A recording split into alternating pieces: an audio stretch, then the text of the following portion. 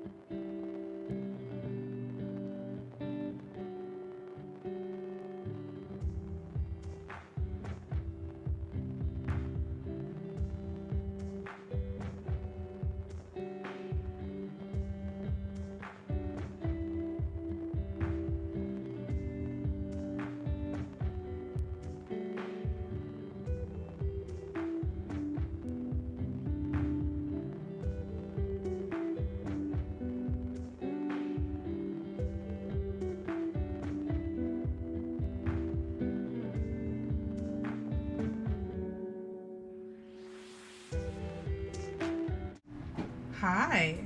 Let me turn off the music. Hi. Okay. Hi. I think it's all working. Let's go. I hope. I don't know. We'll see. Something always breaks. Hi. Welcome back. Episode 13 of Stormborn's Curse. Why is there a hype train? I look away for 2 minutes. We like all resubbed and stuff. Interesting. Thank you. I appreciate that. That's really nice. Thank you. That's This is a pretty great place, so. Oh, I agree. It's great because of Facts. y'all. Yeah, thank you so much for that. That's awesome. I think there were also a couple of follows in there. Hi, welcome in. We're on like 10-minute-ish follow only right now, but if you want to stick around and say hi after the 10 minutes, we'd love to hear from you. And I think we're going to jump right in. Jake is not going to be joining us this time, but it would be super cool if y'all could send some like really good vibes their way. All right, so... And, it's safe to assume Faustus is just lurking in the darkness anyway. Faustus is always lurking. Faustus does nothing but lurk, and it's like kind of his brand. So, thank you for the bits, Chris. So, To pick up from last session, so you all have conquered the reef. Before, just kind of leading up to the top of the tower, after Renori stuck her hand into that pedestal and opened up the next staircase to let you guys up into the next levels, well, you were met with a challenge by something that introduced itself as an entity of fate, sort of a keeper of fate. And she let loose some creatures upon you, and you pretty easily defeated them, actually. And after that, she held up her end of the deal. You prove yourselves worthy, I show you my collection. So she opened up some of her things for you to see, some statues, some chests. There was actually like the entire hull of like a sunken ship that was there. And you all went around investigating. Didn't quite find what you were looking for. But Miss Keeper of Fate did a little switcheroo, because she was not actually a Keeper of Fate. As you found out when the rooms started flooding, she was actually Umberly, sea goddess, affectionately known as the Bitch Queen. Just a really full of rage. And she set out to destroy you. And you all held your own, and you fought back, and you diminished. She was in this massive form comprised of like just swirling waves and everything like that. And as she looked down on you to crush you, you fought back and you took pieces off of her form. And as a last ditch effort, she kind of hit a little close to the chest, because she did something to Wesley, if you'll remember, our little ghost crab companion. Yeah, I know, I have to recap what happened to Wesley. Wesley, our tiny little baby ghost crab little man, crunched and changed.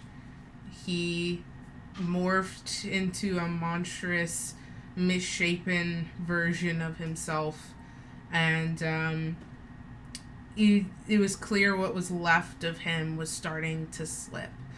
But he fought to hold on, and the time that he bought you in holding on was enough for you all to, first of all, figure out what you were going to do with, and I'm gesturing and thinking of the giant woman at the back of the room, but also what you were going to do with what was left of your former friend.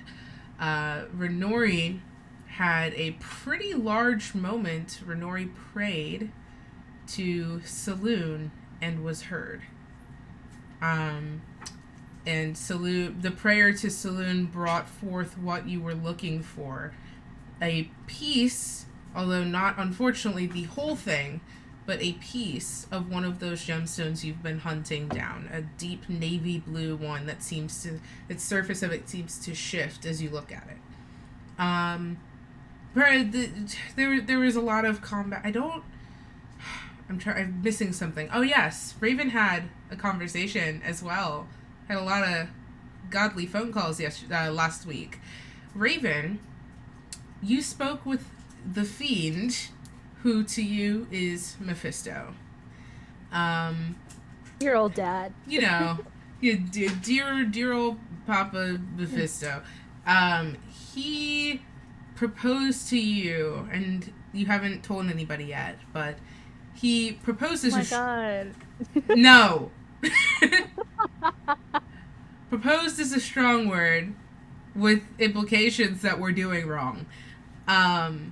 He offered you an ultimatum, essentially, that you turn over all of the stones to him, and he would give you a throne by his side as he used them to take over the other circles of hell.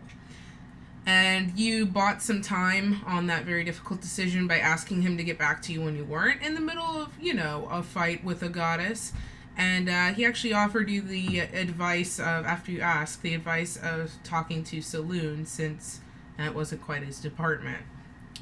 So, with that being said, we kind of are coming off of the tail end of this battle. Wesley was returned to his original form after Boomstick surprisingly was able to talk him down. But Wesley was returned to his original tiny form and is alive, although unconscious. And I believe Raven picked him up, or was like, we were getting there. I don't remember. But Raven, in front of you, Wesley's tiny form, you've just determined he is still alive. Everybody else, although a few of you are a little banged up, you all look pretty okay for the most part. The room has drained mostly. All of the water that was kind of filling up in here towards your legs has started to peter out and disappear between the cracks and like the walls and the floor. And you're just standing in this giant room in this with like sunlight streaming in and everything like that. But you're all together and you have the stone, which Tessa has taken to put in the mirror. Yeah, I had just given Tessa the stone. Right. After using it with my Dispel magic to get Wesley back to... That's what it was, thank you. Small little form. Brain do go burr. Yeah, and so Renori reluctantly handed over the stone as a sign of trust to Tessa. And then the last thing Renori did was kiss Casper, so I have no idea what's going on behind me or around me anymore. I did forget the most important part. That kiss. Yeah. Stop. How can you forget Risper? No. I thought it was Kanori. It is It's Casnori. It's definitely Casnori. It is Casnori. I just thought that Risper sounded But now hilarious. I'm never gonna get Risper out of my head. Not the Risper. No. Okay, so Tide will turn to Tessa. Actually, will Tide realize that it's only half of the gem? Roll me perception. Let's see. Perception? I will say we already talked about it being only half of the gem, and Tessa said the other half would be in the storm. This is also Tide. Oh, fair. That's true. We have notoriously had this moment before where Tide's like, yeah, but I didn't get that. Fair. Okay. It's, Yeah. it's 10. A 10. Okay. Just a Tide 10? still doesn't get it. I just know it's small. 10, just a 10. All right. You managed to get a look at it. So Tessa has pulled out this mirror, and she is doing the same process that you saw her do when you all like came together to get the red time gem. I don't know why I said it like that, but you watch as she's holding the mirror and kind of like passing her hand over the golden frame, which is made of these like interweaving like spines of like almost this goldish material. And you see in one area of the mirror that they like start to untwist to open up a small deposit as she's concentrating. So Tide, this is what you're watching as she like goes to put the other stone into this little dip there. And you look at it, and it does look a little smaller compared to the other ones, but like, you're not gonna shame it, you know? Fair. Okay, so I'm gonna, from that information, Tide doesn't really know if it's half, if it's whole, if we're missing a piece. Mm-hmm. So he's gonna turn, kind of directing it to Tessa, but opening it up for everybody. did we do it? Or, like, is there anything else we should be looking for? I mean, I'm pretty beat at this point, but I was. Did we do it? Tessa. I'm still kissing. Yeah, Renori is out of this right now. Renori's. All right. No, just snogging a little bit, no big deal. Yeah, Okay. it'd be like that. Just normal things. Raven is deep in thought and like has like 1,000-yard stare. Mhm. Maybe like one out of like one of the windows or cutouts in this room. She did not even hear the question. All right, I love it when we're all in emotional states.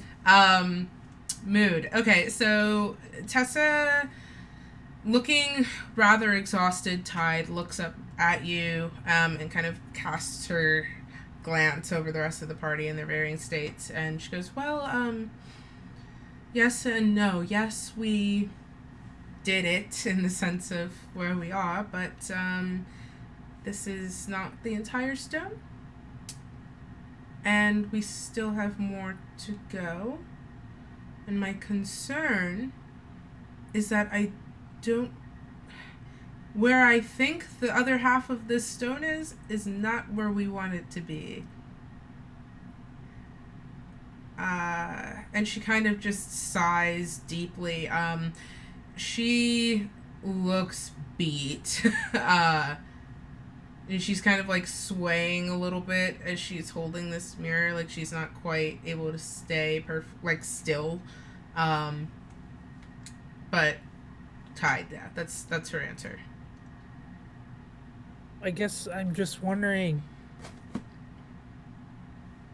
did we go back to the ship now? Like, I think we're all deserving of some rest. I have evidently some more locating to do. I see no reason to stay. so Tide is gonna do something that's a little uncharacteristic of Tide. He's gonna turn around and see what Renori and Raven are actually doing. I know. Oh my god, being be like- aware. Oh my god. Live on Cotton 4K? Right? Tide is perceiving. Oh my god. Tide is gonna go. You guys want to go, or Renori, you and Casper still, I assume. Yeah, no, I'll stop, pull away, Mm-hmm. and Renori will, like, assess the situation, kind of bring herself back down.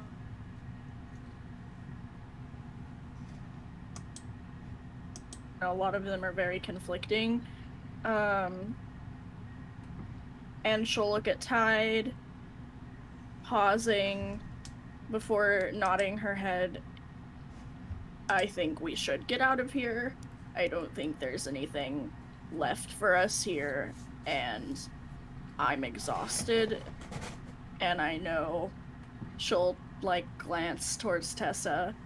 Some of us expended more of ourselves than others, and it would be unkind to not give them the opportunity to recuperate.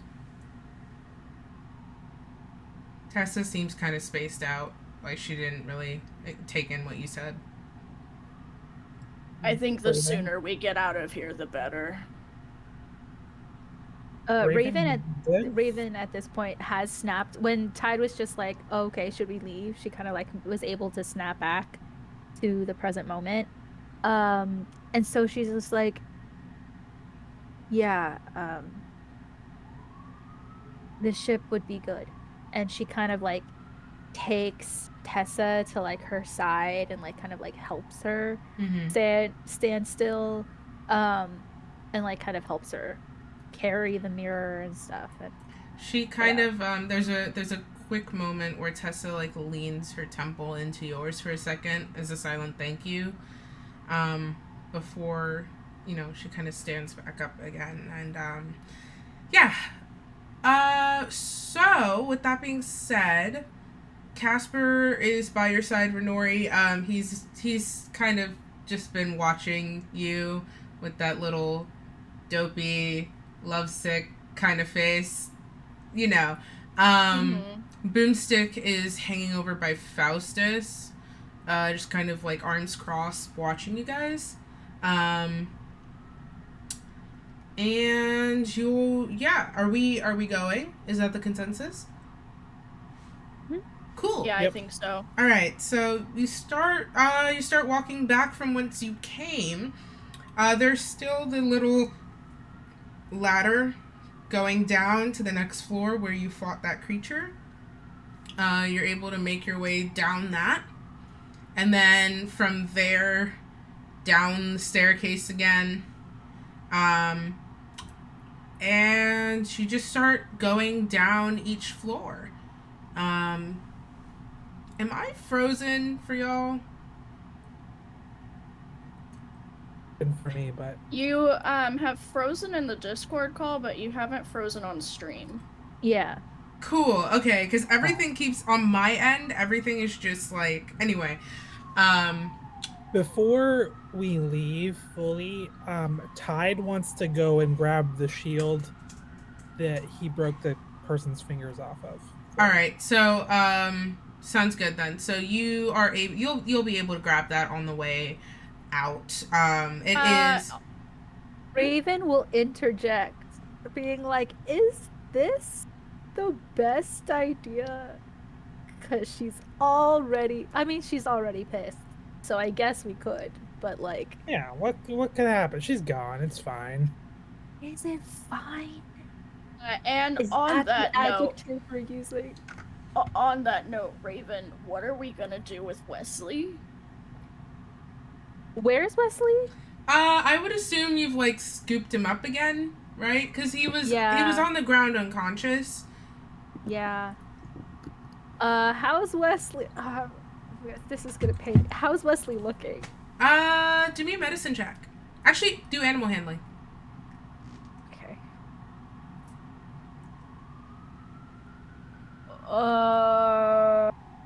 16. Okay. You're not medically trained. However, you do know, you have a little bit of base knowledge. And looking at him, he is also a crab. So it's kind of hard to tell.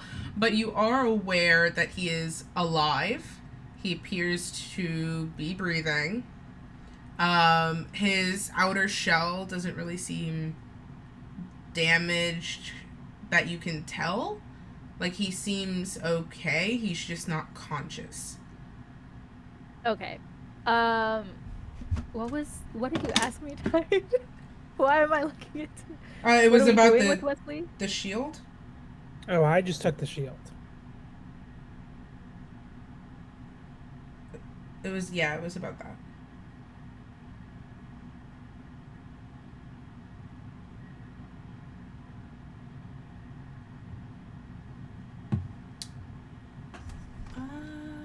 I like completely forgot what was going on.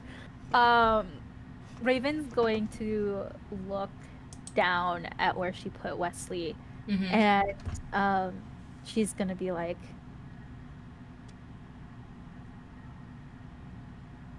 "Points have been made. Take the fucking shield," and just like continues to escort Tessa away. All right, so Tide.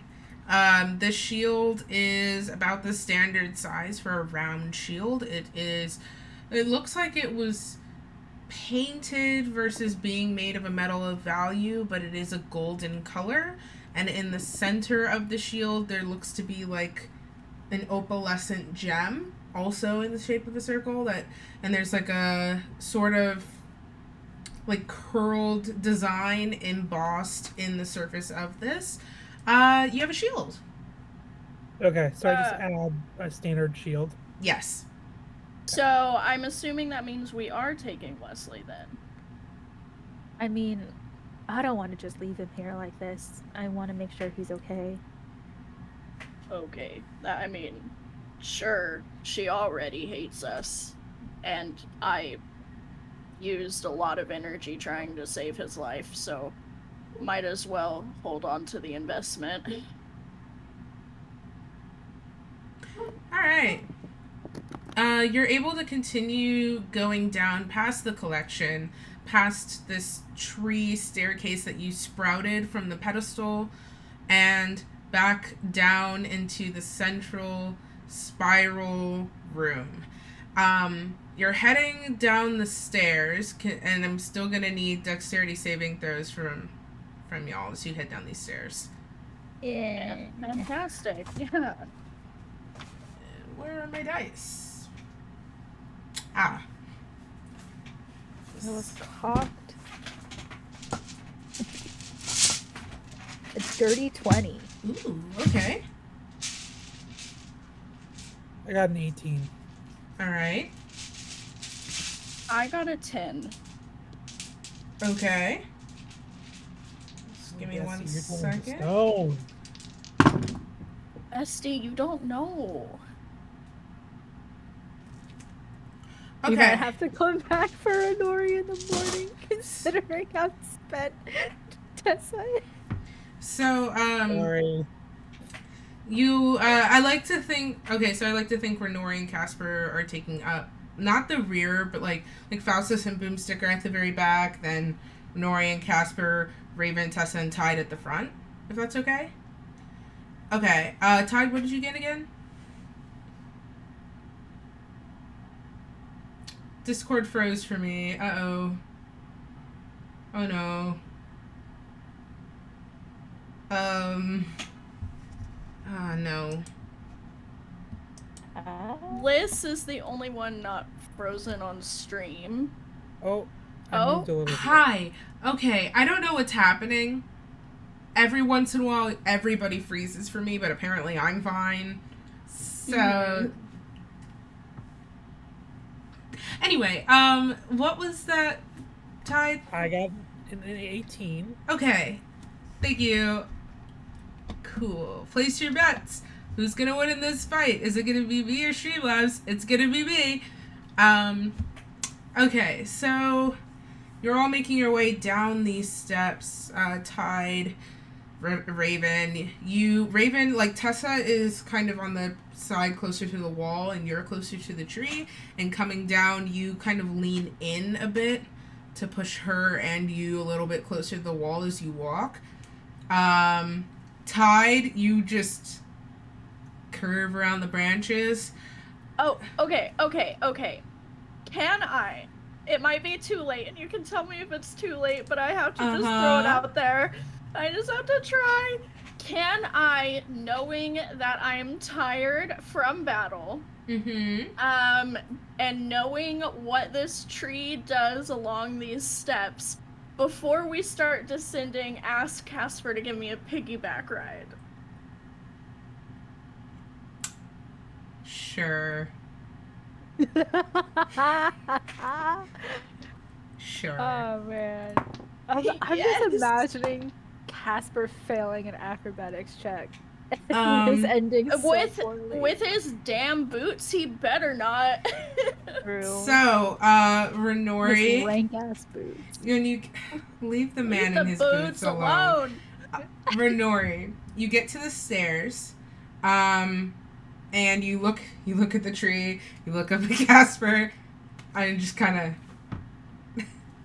of, yeah, Casper, he kneels down so you can climb on his back, and there's a moment of adjustment for both of you to get comfortable, and he clomps down the stairs with you on his back. Hey, Renori's kind of small, okay? It's not because of that. It's just like, regardless of that, you're still being carried by him, and you're going down. It's gonna be heavier impacts. True.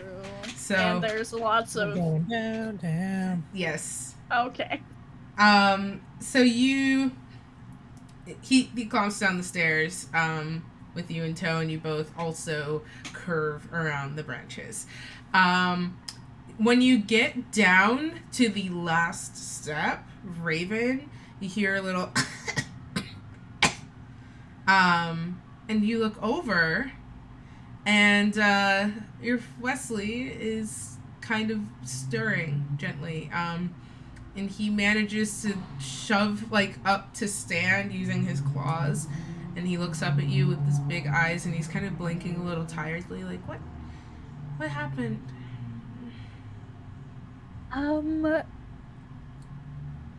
Your mom kind of turned you into a monster. You didn't hurt anybody, and we managed to get you back to normal. A monster? You were very big and a little bit intimidating, so that is the clarifier, but you yourself weren't violent. That's what you were afraid Oh. of. Everything's okay. Are you sure my mom did it? I am very certain that yes, it was Umberly. Oh. Well, I I don't know. I guess it's a little silly for me to be upset, but I never thought she would hurt me. I think that everybody thinks, and I'm not the best person to ask about this because I never knew my mom, but I don't think anyone expects their mom to ever hurt them. So I don't think it's out of question that you should be upset. I don't have a mom. Nice. And then Raven goes up for a high five. Renori just stays like super quiet during all of this. I love this. Okay, he kind of okay, well, I'm sorry if I know you said I didn't hurt anyone, but I'm still very sorry. It's okay. We understand that that it wasn't your fault. Okay. Dude, you got huge. It was so cool. Really? Yeah. You were like 3 or 4 times the size of me. It was so crazy. I've always been like really small, so it sounds really cool. Was it like scary? Yeah. Oh I was scared. yeah. Wow. Okay. But for the record, I like you way better like this. Same. It's more true to who you are, and that's what's most important. Thank you. Okay. You're big in here. Yeah. Yeah. And he does. He wants to cry 15 minutes. He takes his little claw and just kind of like taps at his shell a little bit, and he goes, "You guys are like, I told you this. Not a lot of people really hang out with me. You guys are like the coolest friends ever." Yeah, so by the way, now that you're conscious, and you have your own will and choices, do you want to come back to our ship with us? Yeah. Yes. Please. Okay, I realized we were sort of just carrying you out without asking, but you were also unconscious, and we didn't want you to get hurt. No, I want to go. So, okay. I've never gotten to leave my tree. Good. Okay. He kind of taps his little claws together, like, this is. I've never gone outside. This is so cool. I'm gonna like see the world. Hold on. Let me just. Yes. Can I pack my stuff? Sure. And he points over at his tree. Just it's my stuff's in there. Raven will mage hand him to the trees to avoid touching it. He kind of floats over on your mage hand over to the tree and takes a careful little step into the little knothole there, and you kind of see him disappear into the little bit of shadow there, and then he comes back out with a tiny little stick and a little shred of cloth tied to the end of the stick, and he's holding it. He's like, Okay, I'm ready. Okay, and Raven like will mage hand him back. Okay. Awesome. I love adventure. This is so cool. Well, And I mean, to be fair, you haven't been on an adventure before, but I like your know! spirit. That makes it better. I don't even know what an adventure is. I just know I'm going on one. To be They're fair, I always didn't fun either. and safe. Oh, that sounds boring. Okay, they're very dangerous. Please never Yes. walk on like the floor of the ship without someone watching you, because someone might step on you. Noted. I won't get stepped on. I'm very good at not getting stepped on. Wesley, Okay. would you just like to chill on my shoulder? That would That'd be be cool. the greatest honor. Wow. Raven takes like a very long blink at what Wesley said. And he'll just be like, okay, cool. And she just places him on his shoulder. Okay.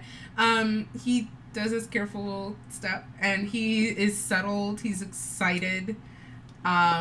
You have acquired Wesley. Add Wesley to your inventory. Wesley has joined your party. Okay. So now we're all Wesley. exiting. Yeah, one of us needs to learn a teleportation spell like ASAP.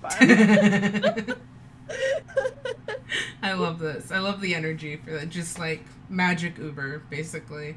Yeah, just bamf out of here. You all. Raven will just deadpan be like, I have 2 spell slots. Let's keep walking. She's just like, absolutely not. I'll work on learning it, Raven. I just gotta find the scroll. If I had a little more energy, I could probably do it, but I'm exhausted. It's okay. You've done a lot. Raven will kind of like squeeze Tessa's shoulders a little bit, being like, you've done enough today. Thanks. Thank you. You've probably done enough for like a week. We'll probably need you in the morning, so. She gives you a tired little laugh and she's like, I'll get my rest. And you all start heading towards that next set of stairs. This next room is the room full of water, and it is still full of water. Has it been 24 hours since Tide cast water breathing on us? It has not. Then we're good. Okay, so you all, I'm just informing you. So you all start a swimming. Wesley kind of, Raven, when you go down the water, Wesley kind of like, and then he takes his little claws and like, to catch up with you. Raven will use Mage Hand to kind of like help push him. Perfect. Along so that he's not gonna fall behind. He keeps up and he seems very excited about this development. You all make your way through this area of water, down one more set of stairs, and you are down on this first exterior floor where you began. You touch down to sand beneath your shoes and the warm sun on your face and a gentle breeze. Venoria, it's not nice for you. Everybody else, this is really nice. Mm-hmm. Congratulations. You've conquered the Towering Reef. Let's go. Great. Can we get back on the ship, please? Casper kind of, you just feel like a gentle weight over your head and shoulders. You see Casper like kind of drop his jacket on your head gently. I hold it up like a little umbrella. Raven has her head tilted up towards the sky and her eyes are closed. Mm-hmm. She's just really enjoying this moment, like listening to the ambient nature sounds and feeling the warmth of the sun on her face.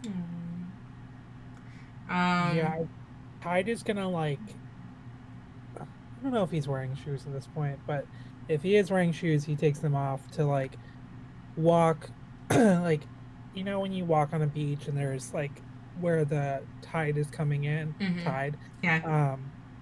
So he'll like kind of walk along river to or river that The water line there. the water line. Yeah. Okay. The Enjoying whole tide and tide thing doesn't get confusing at all, by the way. Nope. No. Nah. Of course not. Why would it? I don't know. Nah, never. I'm gonna keep my thoughts inside. Do That's that. what I'm gonna do. Good idea, bestie. We are doing great. I think we all should do that more. All of us. Yes. Do it less? No. Sorry, Discord cut out. Interesting. Wow. Interesting how it cut out only there. Tide, yeah. You start walking where the water is kind of like lapping up on the shore. There's like it's kind of like the water's a little bit cool. It's nice. It's quiet here. The ship is quite not super far where it's like, oh god, but Yeah. it has to be a distance away. So there's really no sound here but the water and each other. And it is a moment to breathe. Renori, the sun is not your friend. No. However, but even for you, this is like, huh. Like the sun's not your friend. This isn't your landscape, but you can find something in here to appreciate in this moment. Yeah, like I enjoy the sounds of like, you know, if there's any birds chirping, and I do very like Renori loves the sound of like the water. She's gotten very accustomed to that noise being aboard the Seahawk and such, and so you know, if her and Casper walk around at all, she'll just kind of keep like bumping her shoulder into him, like just wanting like little bits of touch and like enjoying the moment. At some point, Casper will wind his arm kind of loosely around your waist as you walk. So, with this being said, Tessa actually, like, Tessa, Raven, and Tessa, you guys are walking out, right? You take your moment to kind of tilt your face up towards the sun, and Tessa, you feel Tessa's, like, head collide with your shoulder, like, she's just, like resting her head there for a moment, and then she just sighs a little bit and slides her hand so that her fingers bump yours. And then kind of like takes your pinky in hers and gives it a little squeeze.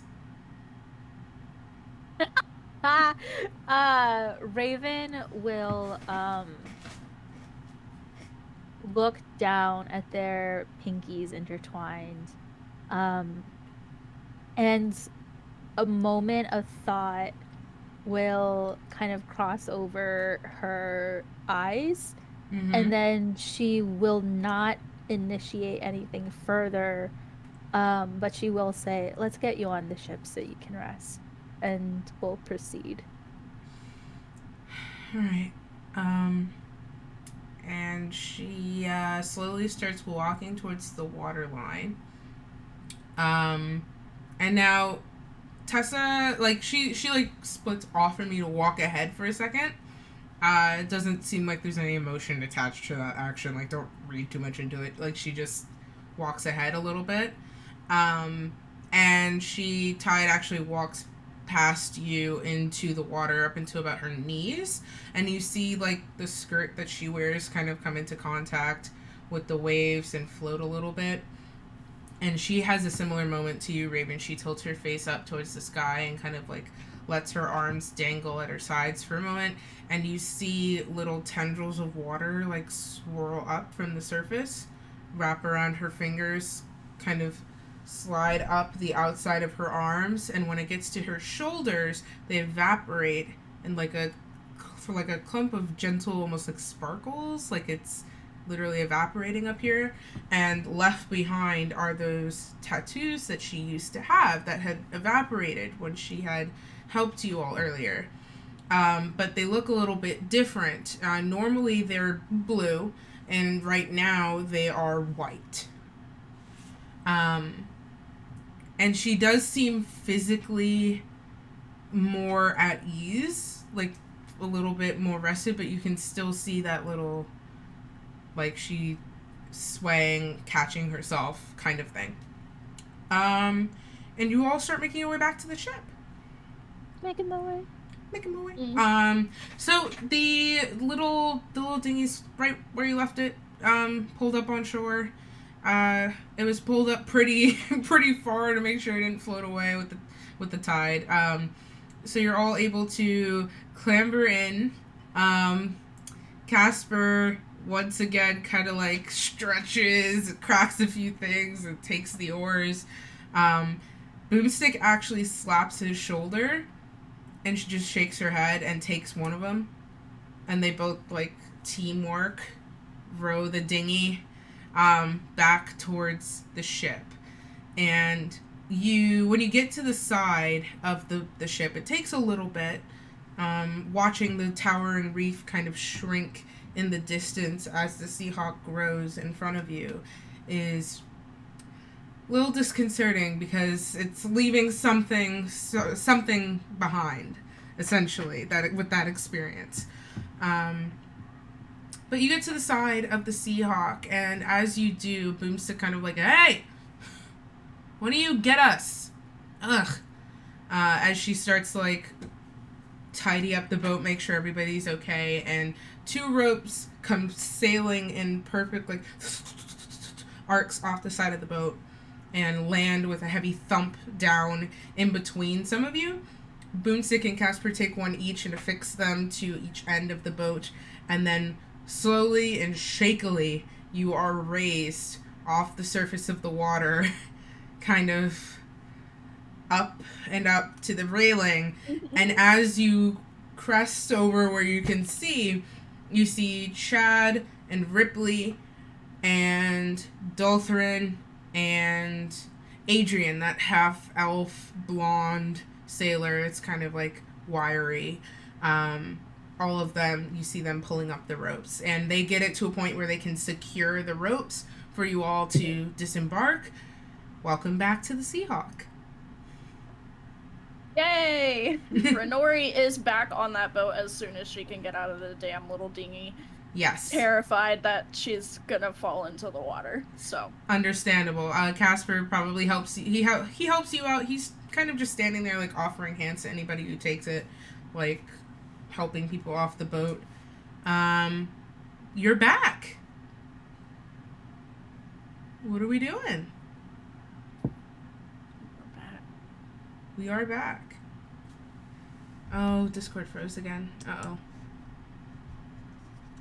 This accursed app. Okay, it's back. Yeah. Okay. What time is it? You don't know. You don't know. You just know that the sun is out.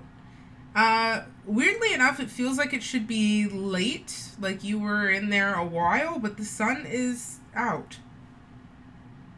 It looks like late afternoon, but it feels like late night.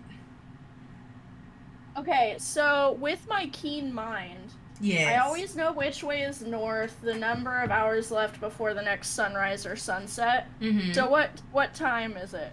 It's... Hold on. I'm doing mental math. Hold on. You would have got there... I have to count on my fingers. Brain. How many fingers do you have? Not enough.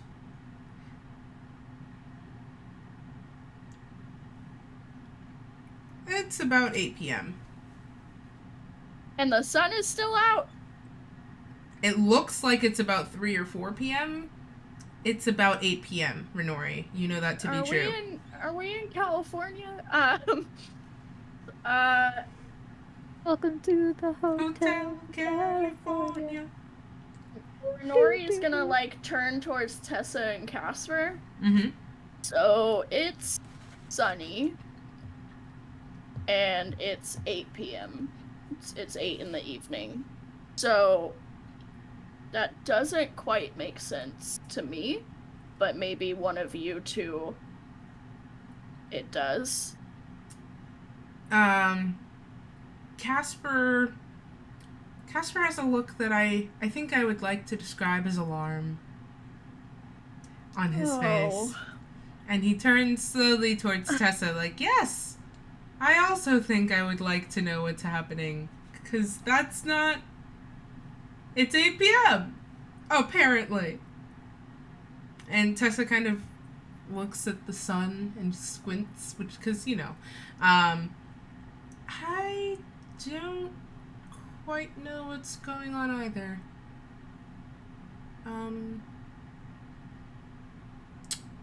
Huh. Time zones, perhaps? And Casper shrugs. I've never had this happen before. I've been through this area a million times. Did I break Saloon?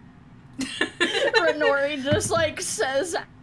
You ever just accidentally unplug the moon? I can't. No, Discord. Destroy the moon? What? Tide. Tide is all kinds of confused as usual and doesn't know what's going on. So he's gonna be like, I'm gonna get food and I'm gonna go to bed. I'm exhausted. That's fair. If it's and he'll walk towards the whole thing. The mass. Boats. Okay. Yeah. Boats. If it's any consolation, I don't think you can break the moon. So you didn't break the moon. I mean, that feels... me feel better, so I'll take it. Okay. Yes. I think the moon's fine. I don't know, I'm not responsible for that, but for that part of it we don't have to worry. I think Tide is on to something and we all should rest. Renori is just, like, really upset about the sun being out. Like, it's not her jam, but she'll just ponder about it a little bit instead of saying anything more. So Tessa kind of looks at you, Raven, like, I'm going to lay down. What are you gonna do?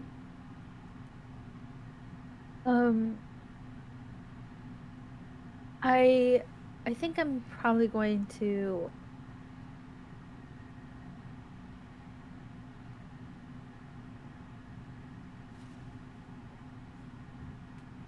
also okay, I don't know if you can hear me, but you're completely frozen. So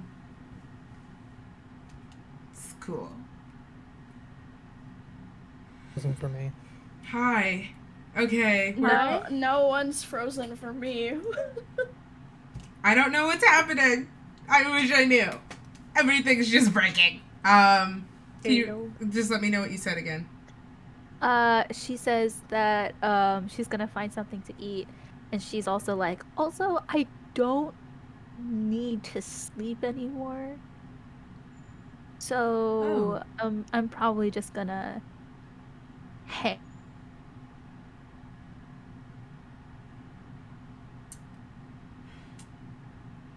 Basically a trance, except she can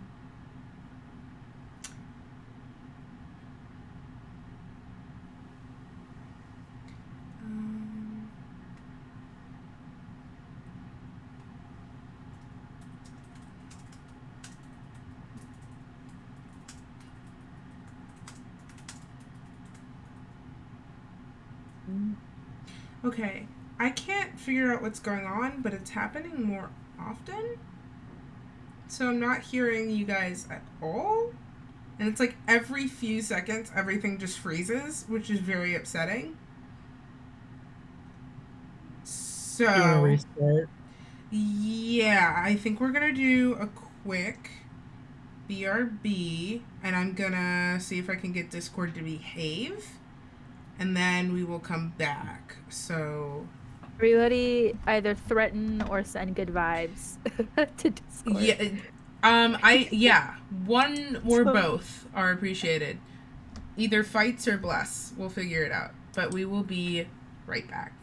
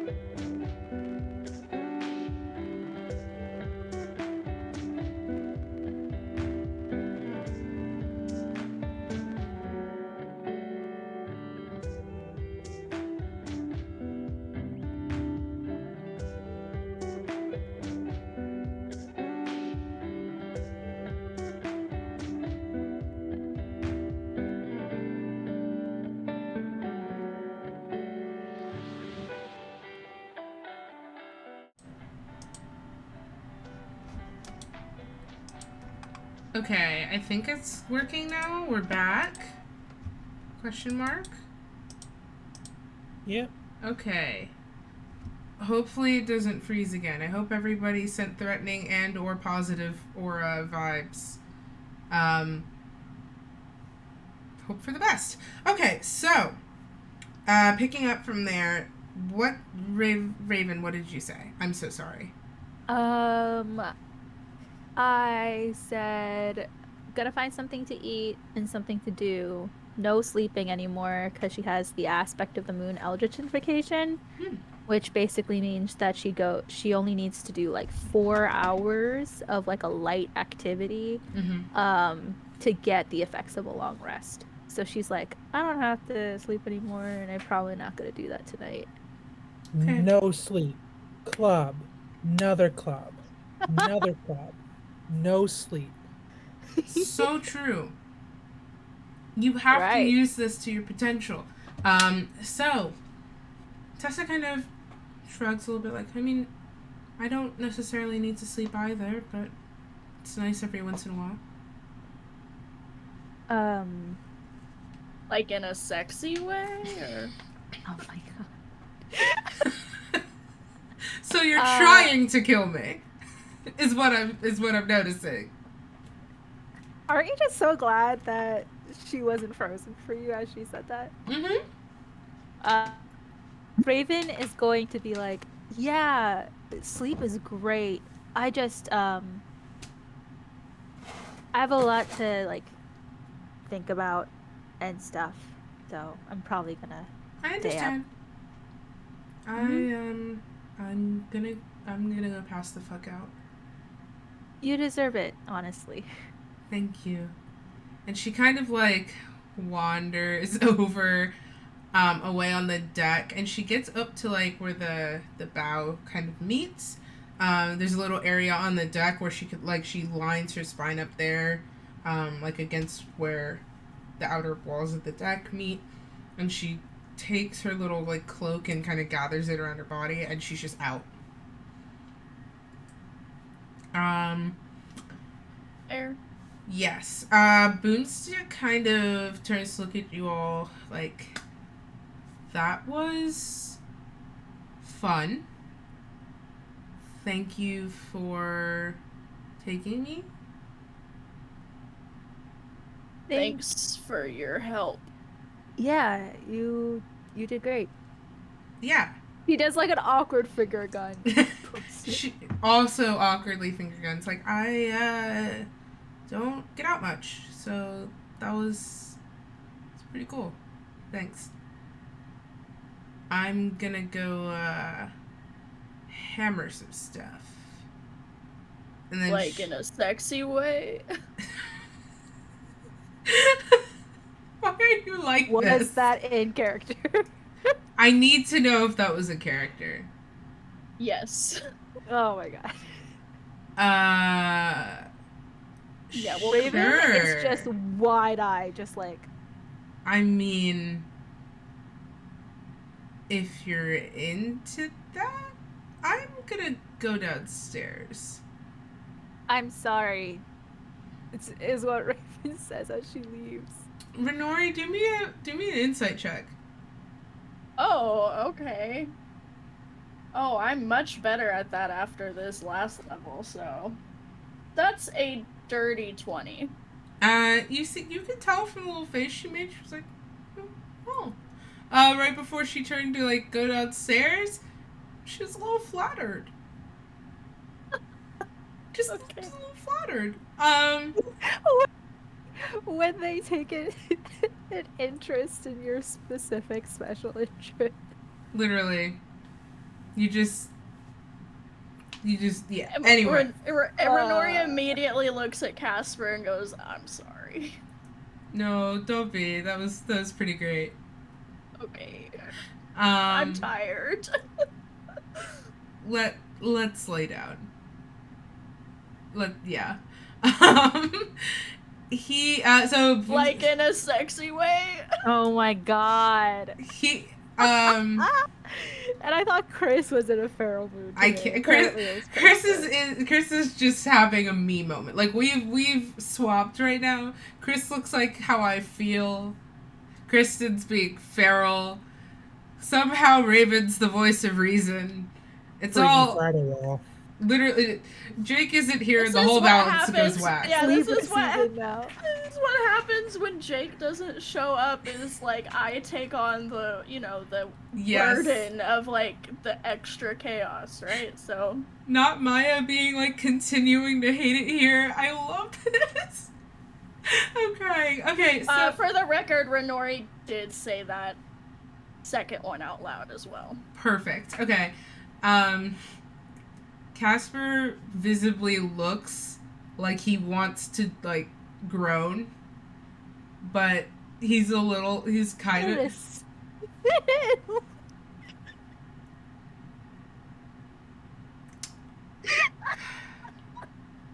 I wasn't gonna go there for that one, but It's like Sarah took up the mantle real fast. every day I wake up. I do. Mm-hmm. You do. my face is burning. I'm so sorry.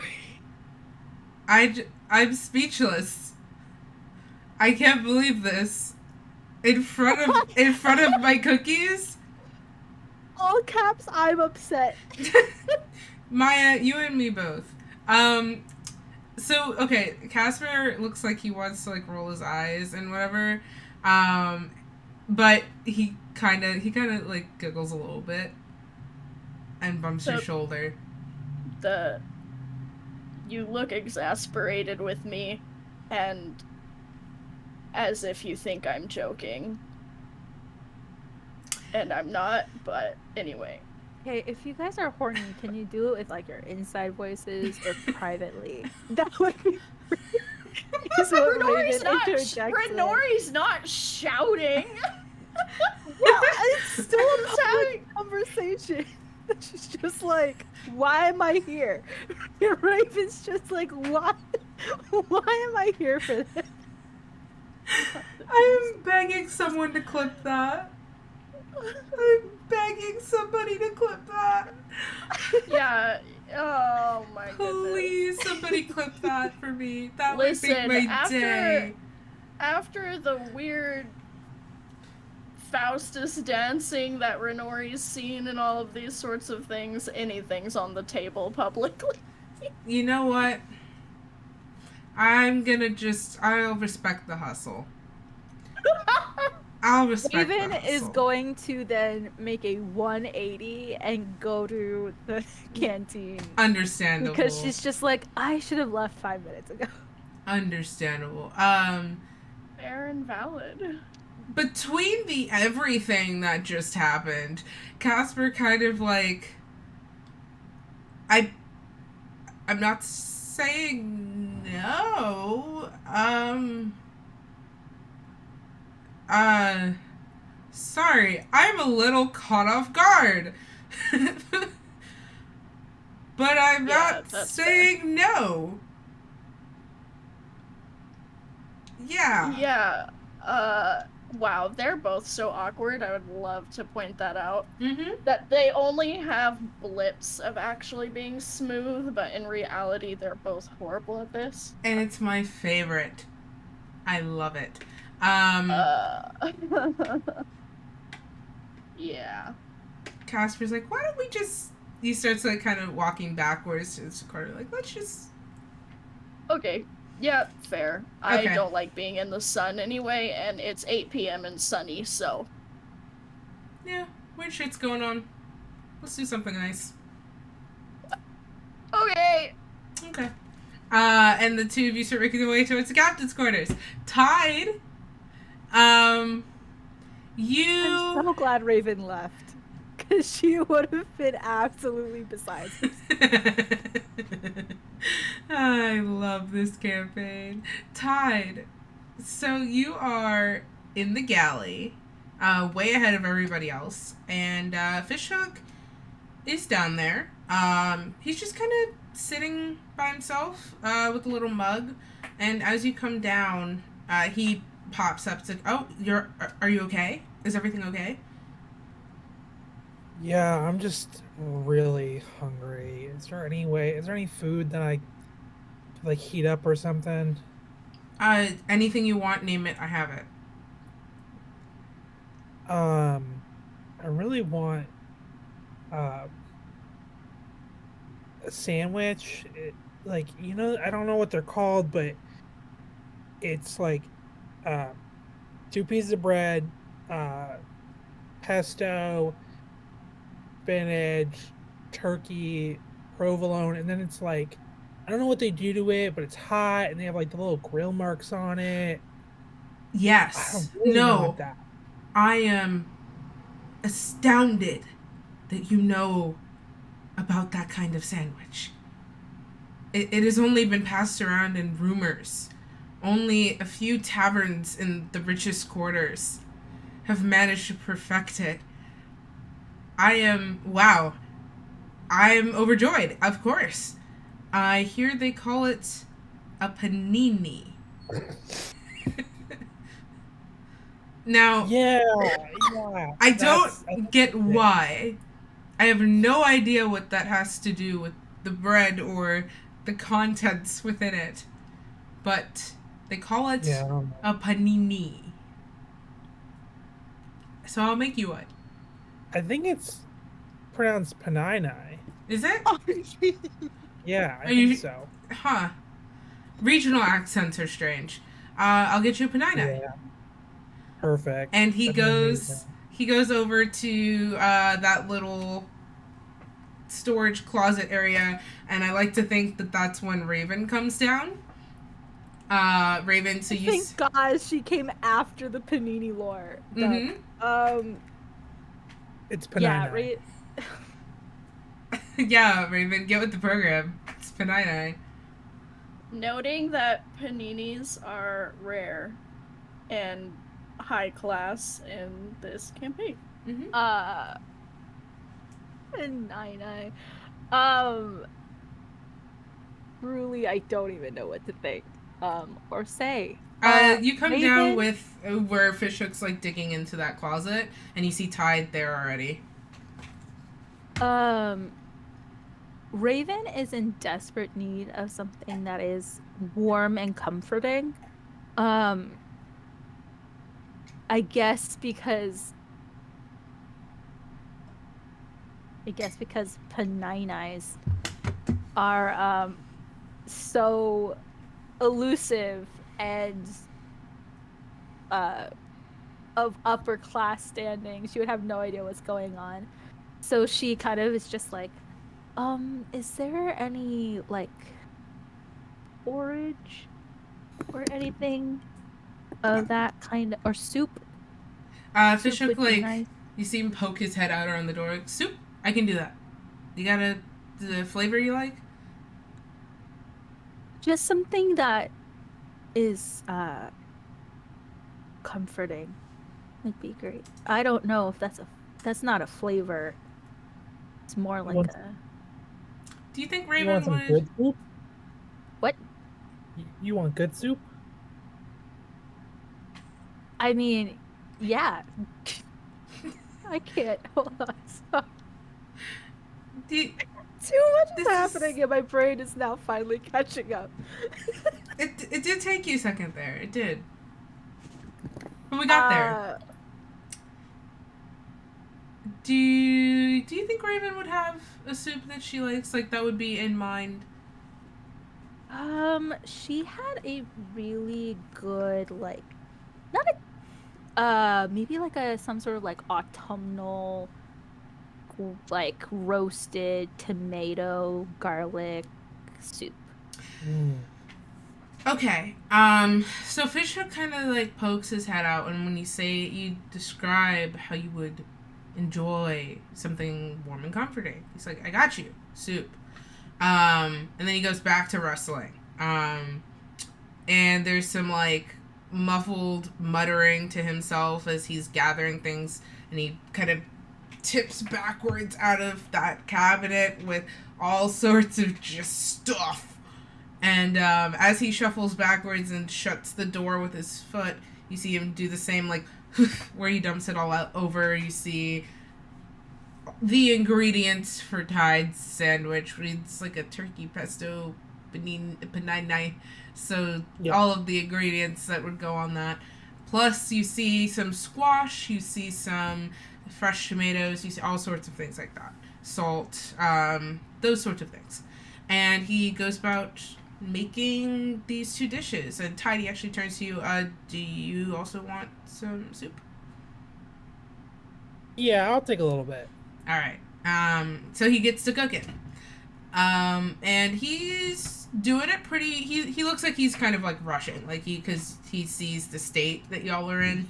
But yeah, it's completely empty in here right now. Raven is going to kind of just be sitting and staring at her hands that are folded on the table. And she's just going to be like,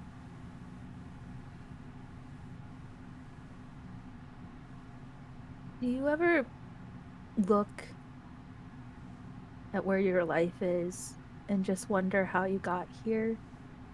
Like, your life 5 years ago wasn't easy, but it was just so much simpler. And well, now it feels like now it just feels like I don't even have any kind of control or say. Fishhook, he's kind of in the middle of like chopping a little bit of the squash for the soup, and he turns to glance at you over his shoulder before he keeps up the rhythm of the chopping against the wooden counter. He goes, I mean, yeah. I think I've gotten used to not being in control by now, but I don't think I ever told you about the day I first met Casper, did I? No. Raven is a little shocked. She mainly meant that as a question for Tide, but she's just like welcoming this, so she just goes, yeah.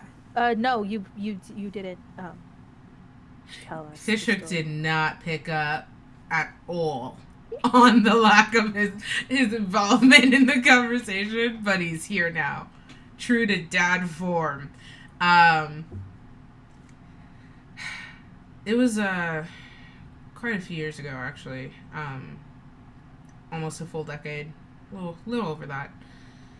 And I was working on a merchant ship, and I was going to get some of the barrels off of deck. We were about to shove off and found a kid hiding in one of the crates. and looked like he had been on his own for a while. And I'm not a parent, and he wasn't the easiest of kids, but I knew I couldn't leave him. So I smuggled him on board, still knowing that I could, they'd have my skin if they found him. But he proved to be quite the little shit. So much so, in fact, that we ended up having to find our own vessel to find peace. And when I look at where I am now with him kind of all grown up and in charge, and think about back then, I don't think I've ever really done anything for myself from the day that I picked him up. It's just, it used to be simpler. I used to just take stuff on and off ships, and that was life. But taking a kid under your wing and having no idea what to do with them, and now the kid taking me under his wing, it's been strange.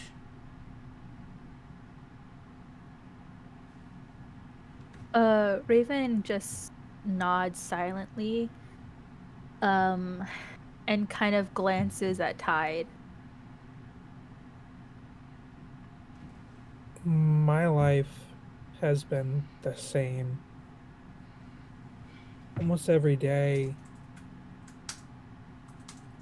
since I was born, really, until a few months ago. So, yeah, I get it. I used to hate that every day was exactly the same, and it was always just me and my dad, and people who came into the store, and that was kind of it. I had friends, I guess, but not really, and I I resented that, and I resented the idea that I had to take over the store and follow in my father's footsteps, but now I would do almost anything to go back to those days and to be with him again. Nods solemnly again. Except now she is kind of like anxiously picking at her thumbs, because while she could appreciate them sharing, it wasn't necessarily like close enough to pertain to like how she's feeling internally for her to like feel any kind of comfort from it. So she's just gonna sit in silence and just wait for the food to be finished cooking. Raven. A metagame. So it takes a little while for the food to get done. Soup takes a while to cook down, but within enough time, you, Raven, have a large bowl of soup in front of you that smells wonderful. And alongside of it, a small piece of bread that's like also fresh and warm. Tide, you have a panini, just as you requested and described, with the grow marks in it. And there's a little bit of a garnish on top, and there's also a smaller bowl of the same soup that Raven has for you. And Fishhook, you see Fishhook ladle out his own bowl of soup, and he leans against the counter and kind of just eats it quietly. Tide Raven is takes. Oh, sorry. Raven takes a sip and just is just like, good soup. Um, I knew this was coming. I was and waiting for it. I I was waiting. was like, we might as well get it out of the way. Thank you. Mm-hmm. And then she kind of like looks over at the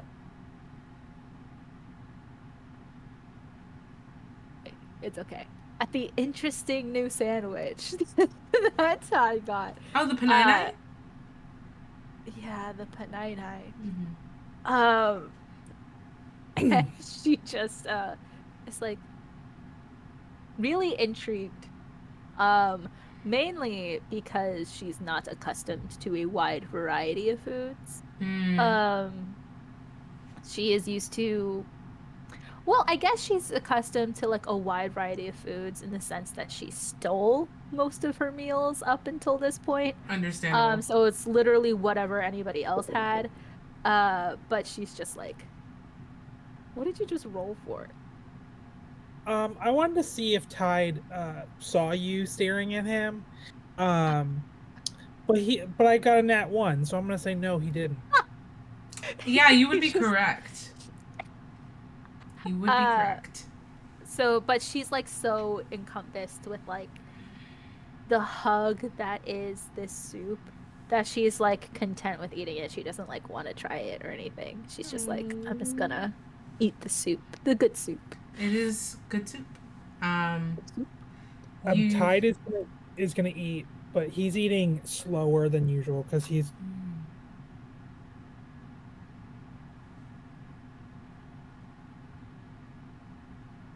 Finnish. They both just kind of fell silent. He's gonna look over to Raven, and not like in a hushed tone, but like in maybe a little quieter tone, just say, "We all make decisions, and it can change everything. It's what you do after you make those decisions."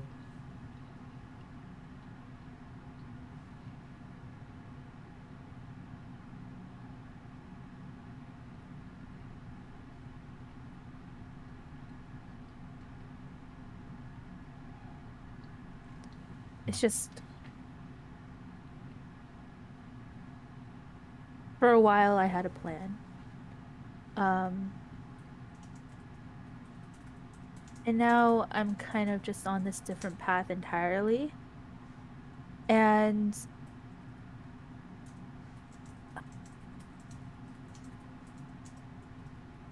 I guess I just I'm scared that I'm not going to be able to finish it out. You know what I mean? The original plan. I'm So, not much of a planner, but I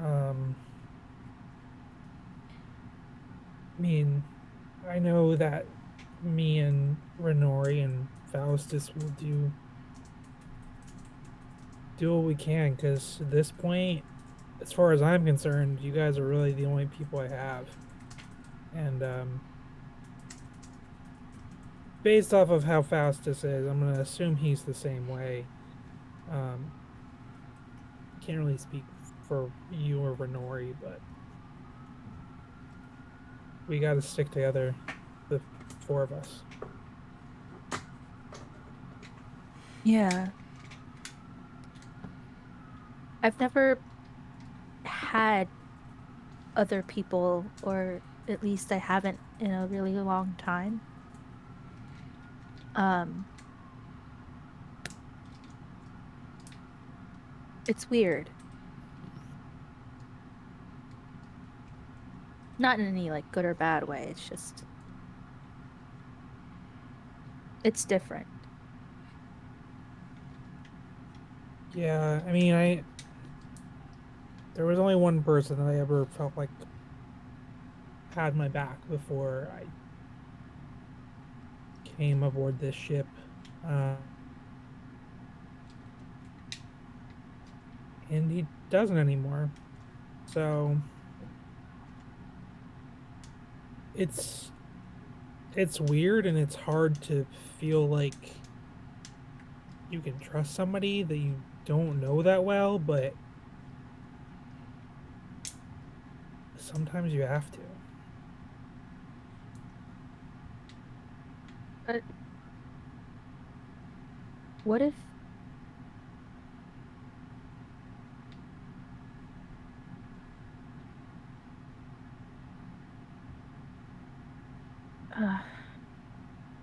yeah. Yeah. That makes sense.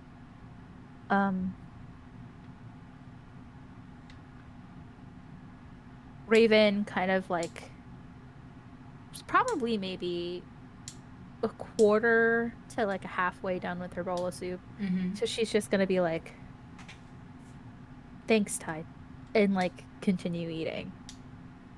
Okay. Yeah, you're welcome. I think at this point, Tide is done. Yeah. He's eaten everything because he even slowly he still eats significantly Powerhouse. faster than most people. So he's gonna stand up and like turn around to like get up from the bench part. I'm gonna crash, but if you need anything, I'm ready.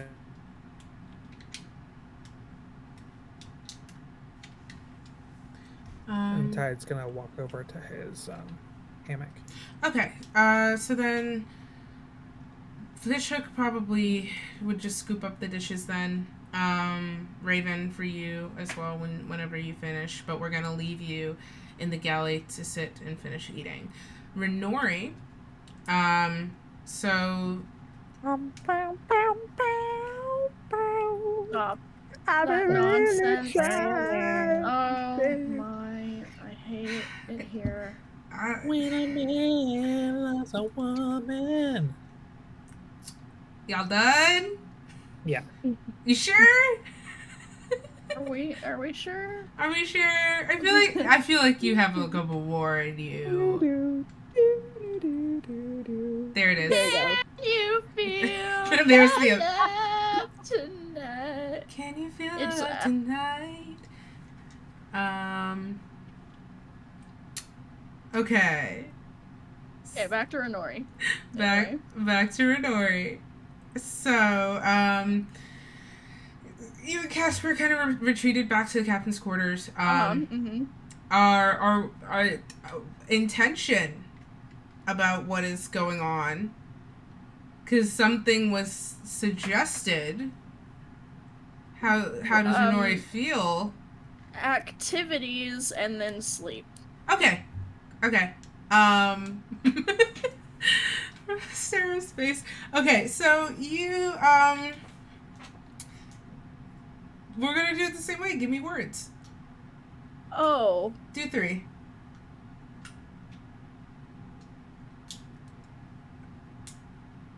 Oh no, you froze for me again. Oh no.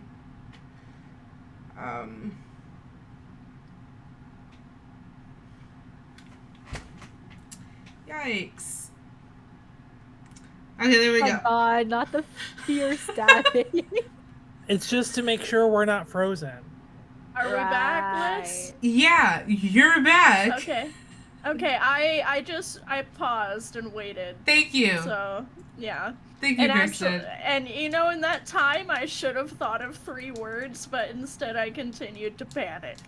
Understandable. That's fine. Emotional, comforting, sensual. Ooh, okay. I like those vibes. Okay. So, as you and Casper pass into the quarters, he sort of gently bumps the door shut behind you, and the curtains, which don't do all that much, Yeah. they kind of like slide shut on their own. And he takes his coat. he takes his coat from you, because you know, Mm-hmm. using it as an umbrella, and hangs it up on the little coat rack that's sitting by the door. Um, and he kind of looks around a little bit and huffs, and there's a lantern that's been kind of like, it swings like kind of in the center of the room, like provides a little bit of light, and that lantern dims, and he looks over at you and kind of pulls you a little bit closer, and he just sighs like, I'm glad you're okay. I'm glad you're okay too.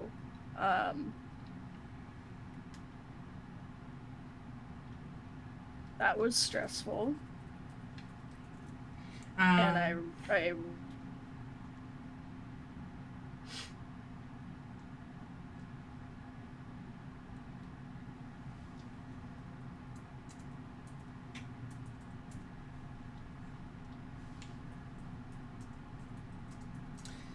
Oh, the freezing.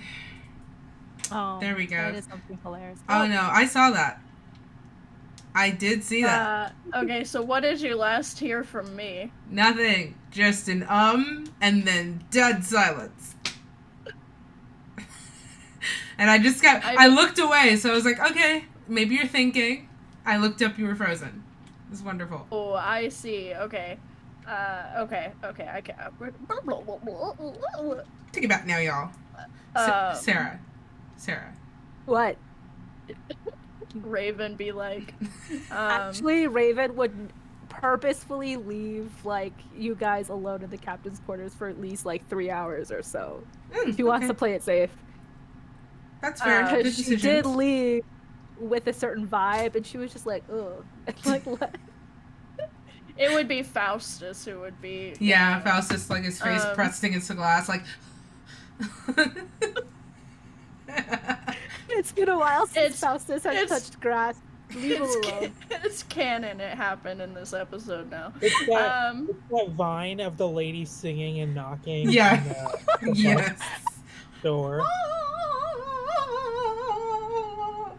Also, I know for a fact that happened in New York City. That had to have happened in New York City. Yeah. Okay, so what Renori says in response to Casper is, yeah, that was very stressful and scary, and honestly, I hate a lot of what just happened on that island, but I'm glad that we're back here together. Me too. And he kind of like runs his thumb over your cheekbone very gently. And he leans down to touch your foreheads together. And there's just a moment of quiet breathing. Sarah, your face. Sorry. I know you said quiet, but I couldn't help but imagine that they were just like breathing so loudly. That's like the opposite of what I said. Yeah, I literally was about to type.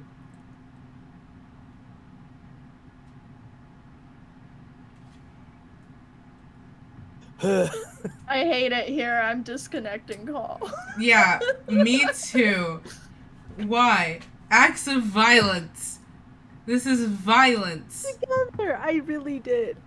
Violence. But I cannot for the life of me hide whatever's going on in my brain on my face. So Violence. Violence. Anyway, a very sweet, intimate moment is happening. Okay. And Casper kind of like walks you both back towards the bed, and then activities. Yeah, and then sleep and long rest, please. Can I long rest? Yes. Yes. You all will take your long rest. Raven, after you finish eating, what would you like to do? Since you said you weren't going to sleep. yeah, Raven would have like maybe a few hours, like a couple hours. So she will probably seek to be alone, so she's gonna find like as secluded of a spot as she can. Um, she's gonna look for Wesley real quick. He's with you. Oh, he's been with me. Yeah. Cool. Did Wesley, did you want anything to eat? Sure. What do you like to eat? I don't know.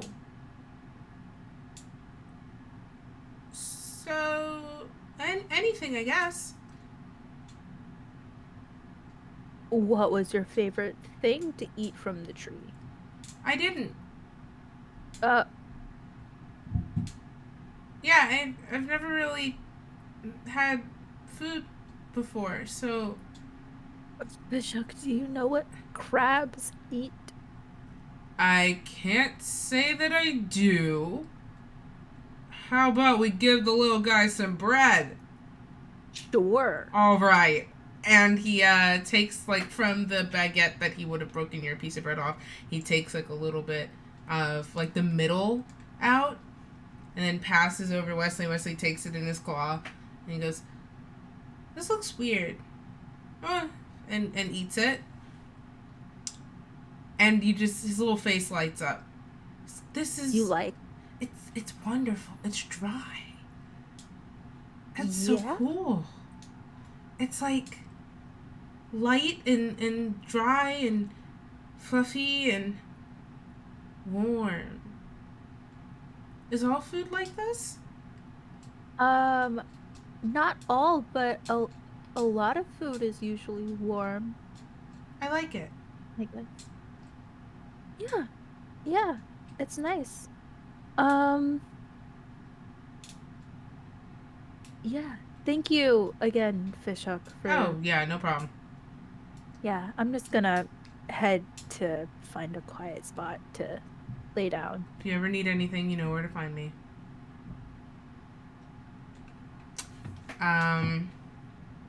Go to the most secluded area as she can find to Okay. plop herself down and look through her tome of secrets, but she's not actually reading it, if you know what I mean. Yeah, you're just looking She's at kind of it. like flipping the pages like once every 2 or 3 minutes, you know.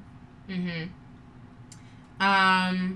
As you're staring at the words like across the page, not quite reading, not quite looking either, um, something kind of prickles at the base of your spine, and the hair at the back of your neck starts to stand up a little bit, and you blink, and you are in a very familiar void. Slightly warm, and you see flames flickering under the ground where you stand, although you register you're standing on a sort of flat surface that the flames can't quite touch. Um, sure. Raven is still like in the position she was in, Mm-hmm. right? So, she's probably like laying on her stomach, right? The tome is kind of open in front of her. Yeah. And she's like leaning with her arms Mm-hmm. up, and she takes in a deep breath and closes the book, places it back on like that little holster on her belt as she gets up. Um, she then plops herself down, and there's this like lush, soft couch there now. Mm-hmm. And she kind of like kicks her feet up to the side. Um, and she goes, Mephisto? There's a flame that, as it dies out on the upward spiral, relieves him towering. Mephisto, 9 feet tall, ruby red skin, irises that flicker with live flame, and the longer you look into them, the shorter your grip on reality is maintained. That Sorry. every time. And he has this thick, kind of curly black hair that falls from beneath two pointed horns to frame his face around his shoulders. He is not wearing the casual attire that you saw him in earlier, but now more classical kind of armor, leather with various straps and such, and it looks weathered and burnt in some places.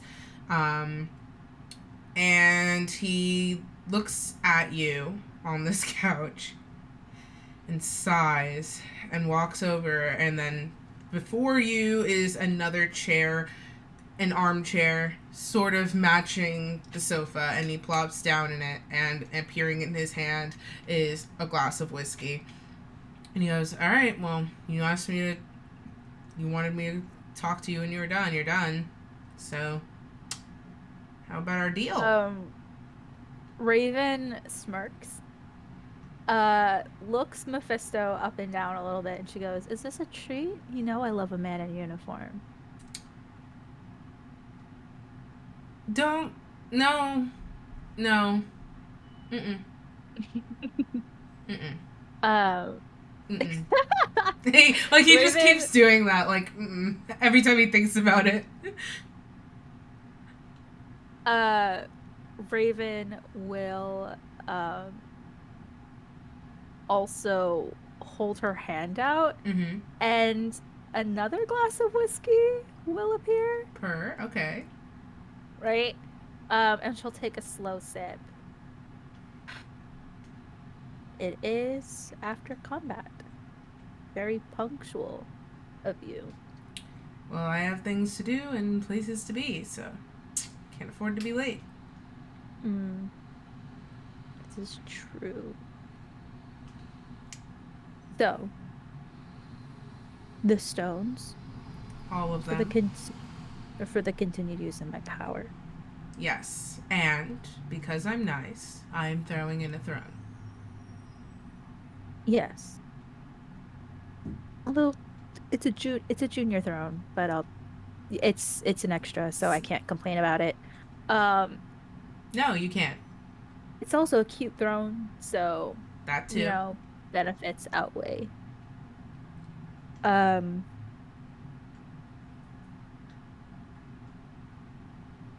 You want me to deliver all of the stones to you at once? Yes. Okay. Well, Umberly only had half the bitch. That tracks. Couldn't even have the whole thing, so we're still looking. Well, I advise you look faster. It's kind of need those. And I assume you need your powers, so... Yeah. Yeah. I've been thinking Mm. about how the Fiend is only a title. Really? Your point? I was wondering,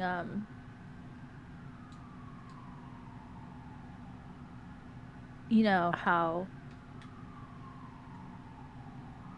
other more popular fiends there were. Because according to the tome that I even found your name in, you were only mentioned in passing as a sentence, really. The entire book was about Asmodeus. So. I advise that you watch your next words very carefully, kiddo. No, it's just a lot to think about, that's all. There's nothing that he has for you. Nothing? Nothing. And Mephisto stands, and as he does, you see his clothes change to that sort of like the slightly open black dress shirt, slacks kind of outfit that he was wearing when he first appeared to you. Listen, Asmodeus is a pain in the ass, and I am a businessman and he is a child. I pride myself in investing in people like you. And he prides himself on murdering people like you. Mm. If by some chance, and I mean the chance is slim, that he would take you under his wing, if you even breathed wrong, you would find yourself incinerated. Maybe. He'd probably like spin a wheel to decide what to do with you. Really nasty business. Better off sticking with me. At least I look out for you. Yeah. I don't know. She kind of pinches her like nose bridge a little bit. Mm-hmm. And then takes and like slowly but like alarmingly downs the rest of her whiskey in like one kind of I got you. final swoop. Um, she just goes, I just read that. Uh, and she, um,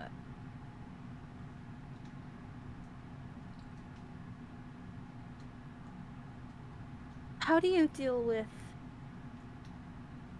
personal connections?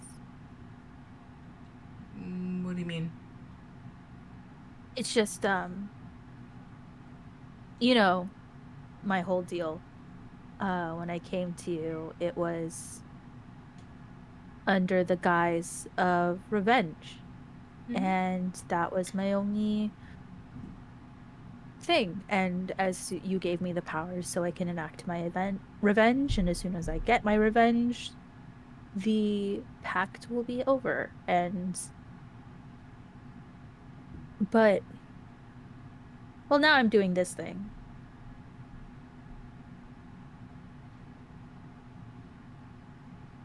And I've grown attached to some people.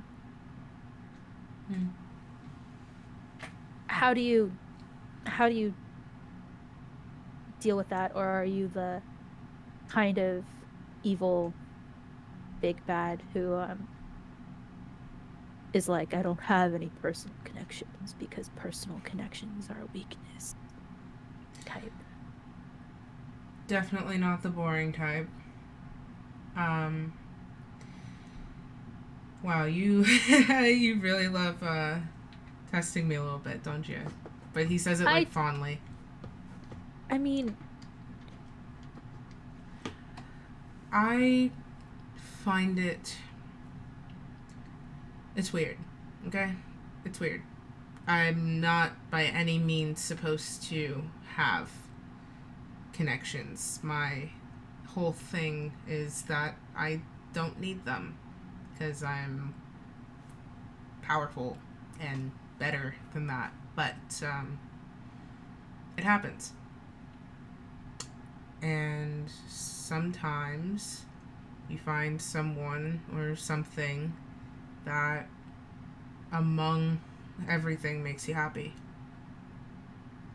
That no matter what life does for you, they're the only part of it that makes sense. And sometimes you should hold on to what makes sense over, I don't know, not that great at this, but if you've got someone you care about, kid, stick with them. even if even if they'd be disappointed in what I'm doing for you. Yeah.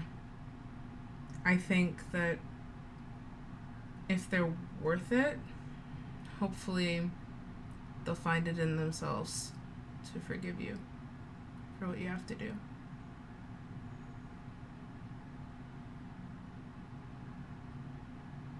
Hope you. Her whiskey is now refilled, and she Yes. takes another long sip. Um, Hope you. uh, I hope you chose good company, kid. I hope so too. Cause yeah. Um, do you have that person? He kind of like leans back in his chair a little bit. Ah, yeah, I do. Um, never really talk about him much, but I met him a while ago, and he's just been something constant and important, and I find myself wondering if he'd like what I'm doing. And I think I know the answer is no, but I have a purpose. He has a purpose. And we gotta do those purposes and fight to contain what we've made at the same time.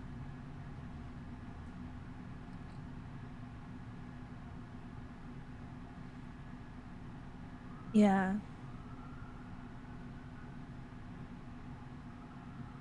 Yeah. She gets up, um,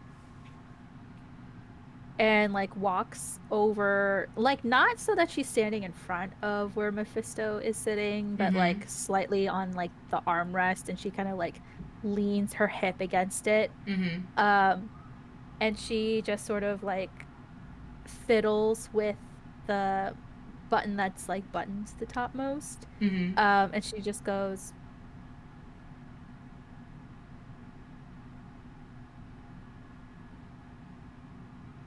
then, uh,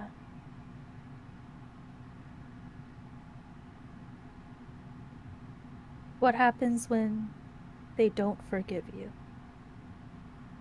What do you do then?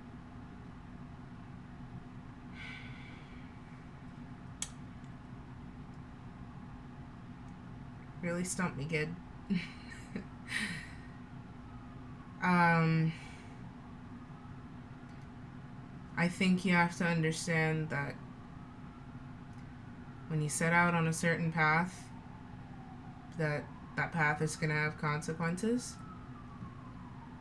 And sometimes the consequence is somebody that you care about.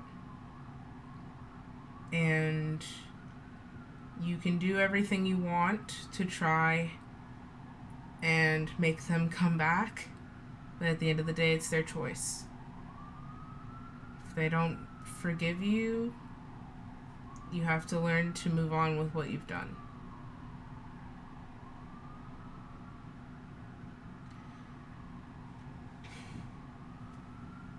All right. Uh, Raven, um, kind of like runs a hand like in her face a little bit, and she's just like, it's been a really long day. Um, God, Umberly's such a bitch.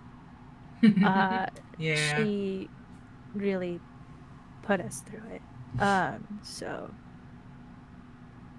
I'm just gonna go, but I'll see you. Yeah. If you, and he like almost looks like a little pained when he says it. He's like, if you need anything. You don't have to do that. Good. It's weird. Mm-hmm. Bye. We don't got that kind. Yeah, bye. Mm. Like a little door wreathed in flame appears in the space, and you're able to pass through it back into the current time. Not even a second has passed. Mm-hmm. Raven looks down at the pages, and she notices that there are like one or two splotches from like tears, and she closes the book and kind of um like turns over onto her back using the book as almost like a pillow, Pillow, and she kind yeah. of just like watches the sky. Okay. All right. It's starting to dip into evening, even though it's way past that. So yeah, you're actually able to catch kind of like the beginnings of the sunset. Um, Kristen, you look so upset about the sun. I need the damn moon, okay, for personal reasons. Mood. I also need the moon for personal reasons. Period. Okay. The moon is a lesbian, so So true.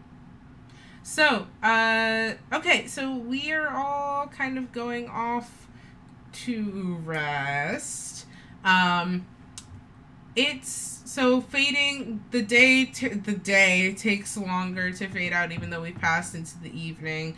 Um, by the time that it's about like 10 p.m. ish, 10, 11 ish, the sun has finally set. okay. I have a question. Yes. Does that mean the moon is out? That is what happens when the sun sets. Listen, the sun was out at 8 p.m. I didn't know if it would just be dark. Like, this place is all topsy-turvy, okay? So I have to just be very clear. Mm-hmm. Yes. That is So- kind of my thing. Does that mean the moon's out? Yeah, okay, well, I guess that means only 2 hours have passed. So, you know what? My questions don't matter. I just like knowing that the moon is out. I'm glad that brought you God. peace. Yeah. You know, I need 4 hours to rest, so. You have a comfort animal? Fuck that. I have a comfort planetary. I have a comfort celestial body. Yeah, exactly. Speaking of which, this is not related at all, but let's take a quick break. I'm so good at transitions. You know, speaking of celestial bodies, let's take a break. Everybody please, med check, posture check, water check, food check. Take a stretch. Stand up maybe if you want to. No pressure. And we will see you in a little bit.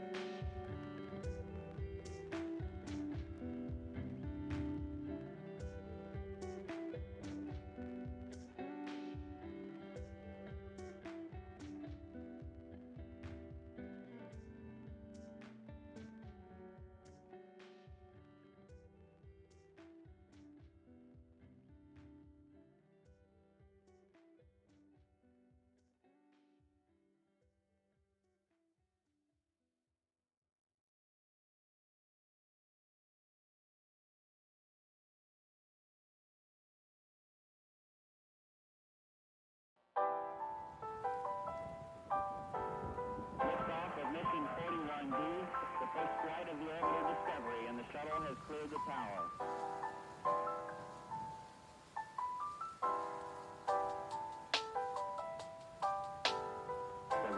computers now have primary control of critical vehicle functions.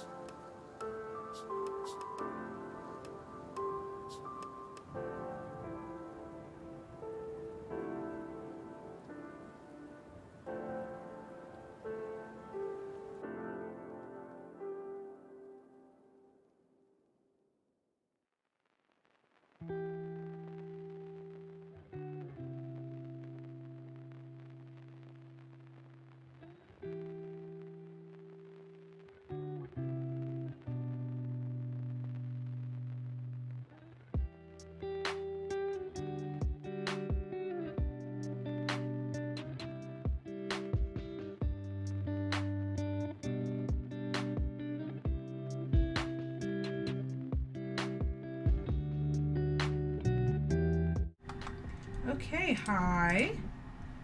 Welcome back. Maybe? Possibly. Hi. Okay, Discord and Streamlabs are fighting. Discord is homophobic. So yeah, true. we're moving now on the stream. Oh, we froze. Okay, are you moving? Are they moving? Yep, we're good. Period. Okay, so, welcome back. So, let's pick up. Renori, did you want to do anything?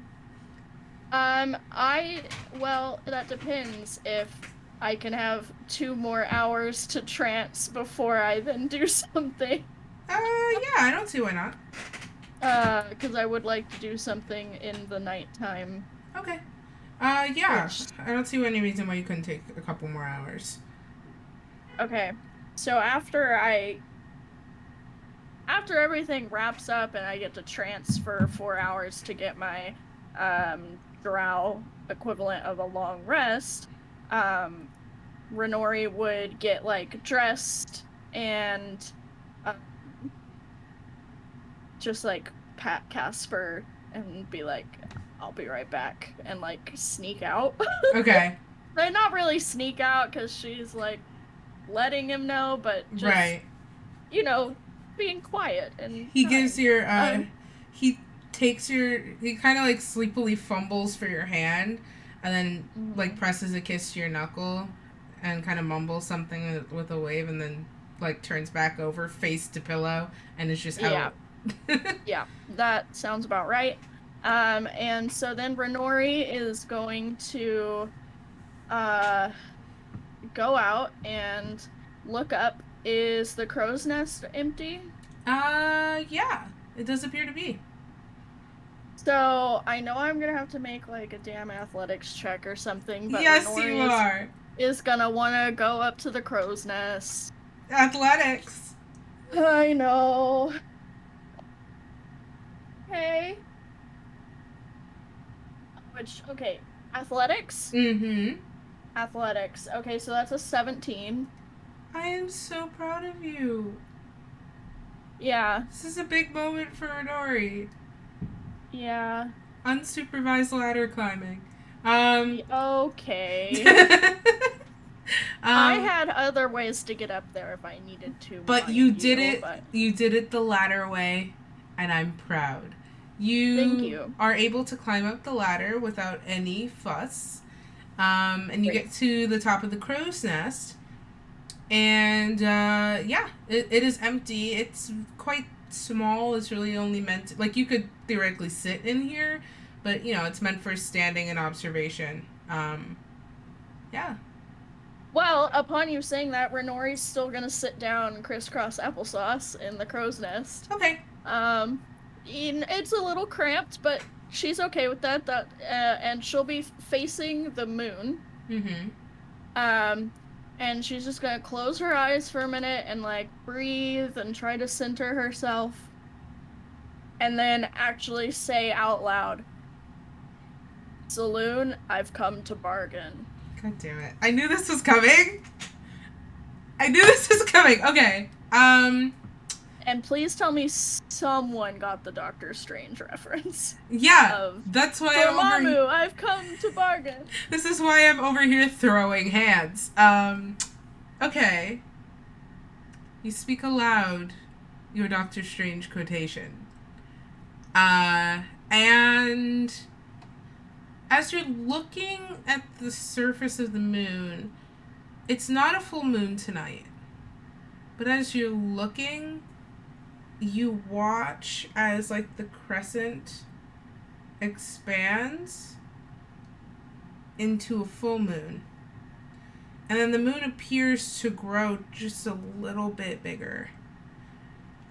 And you hear, kind of faint on the wind, but still present. Renori, yes?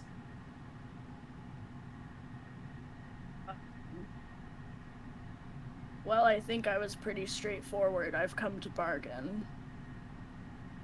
My faith, I guess. There's a bit of silence.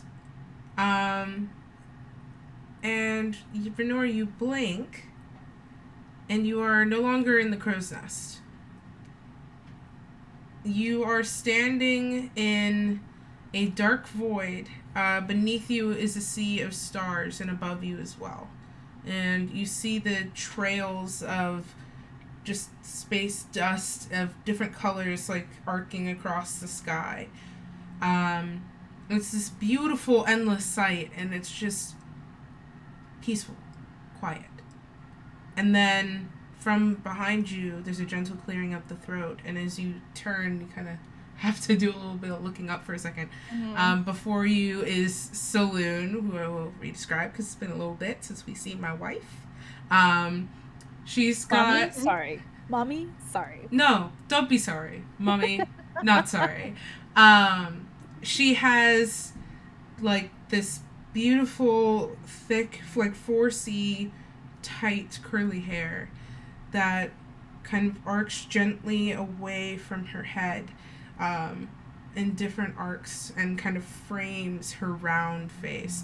And splashed across the bridge of her wide nose are silvery freckles that appear iridescent and glow and wane at random intervals. She's wearing a silver dress that also kind of, like the freckles, seems to shift with its sheen.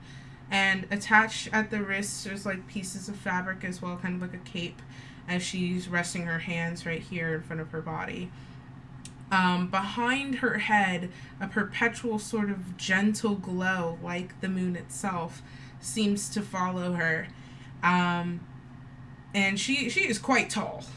She's tall. Yeah, Renori will take some steps back so that she doesn't have to be like, looking up at her.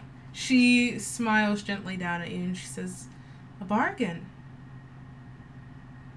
Yeah, that's what I feel comfortable calling it. So that's what we're gonna call it.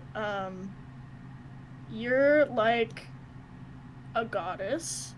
Yes. So I'm not 100% sure how much you know about me. But several years ago, I lost everybody that I loved. They were killed, and I was too much of a coward to fight alongside them. I thought the solution to my problems was to study necromancy. I became fascinated with the idea of death and undoing it. I think now that I may have gone about my problems the wrong way. At least a little bit. I love the magic that I have. I love being a wizard. But if there's one thing I know now, with these new friends that I've made, and this journey that I've agreed to be on at your behest, mind you, well, my friends have taught me that preserving what is alive is far better than searching for ways to bring back what's dead. And that death is not nearly as interesting as what it means to be truly alive. I've been in situations recently where I feared for the lives of those that I've come to love. And as a wizard, I stood there unable to offer any protection or help or healing. And I think I would rather have the tools to protect those that I love that are living around me than to continue chasing a way to resurrect what's long gone. And that's what brings me here before you. I see. You are one of the most complex, fascinating individuals that I've ever had the pleasure of interacting with. And I am Thanks. I would venture to say that I'm honored that I am the one to receive this expanding point on your journey. Now, Fenori, from what I know of you, you are a kind, great soul who's been sort of trapped in a world that has done everything it can to snuff that out. You've got a lot of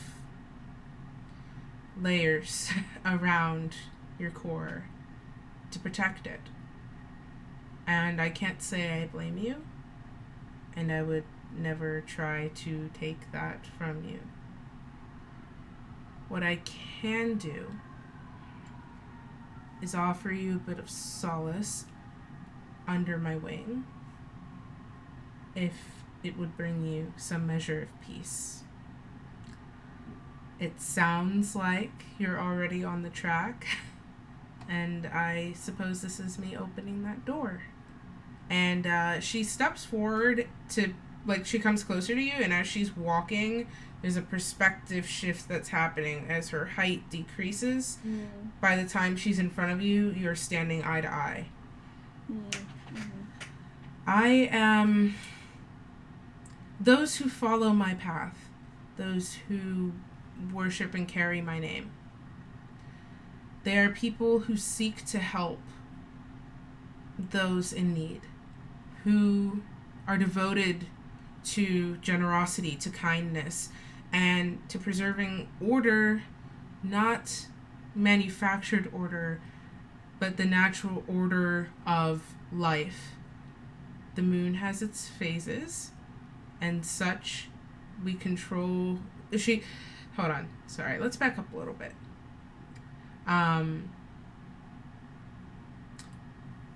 She extends out a hand to you, Renori. And Renori takes it. Okay. She flips your palm over so your palm is up, and she's cradling your hand in hers. And she looks down at it, and as you look down at your hand as well, like, your lifeline, all of the lines on your palm glow faintly silver. She goes, those under my wing are devoted to kindness and order and generosity. It's not about seeking to control or convert. It's just about offering safety and shelter to those in need. That everyone, no matter who they are, is worthy of kindness. And that can sometimes that can be the hardest thing an individual has to do. But I believe firmly in it. No one should be turned away on the merit of their past. It is only their present actions that speak to the truth of their character, because their present defines their future.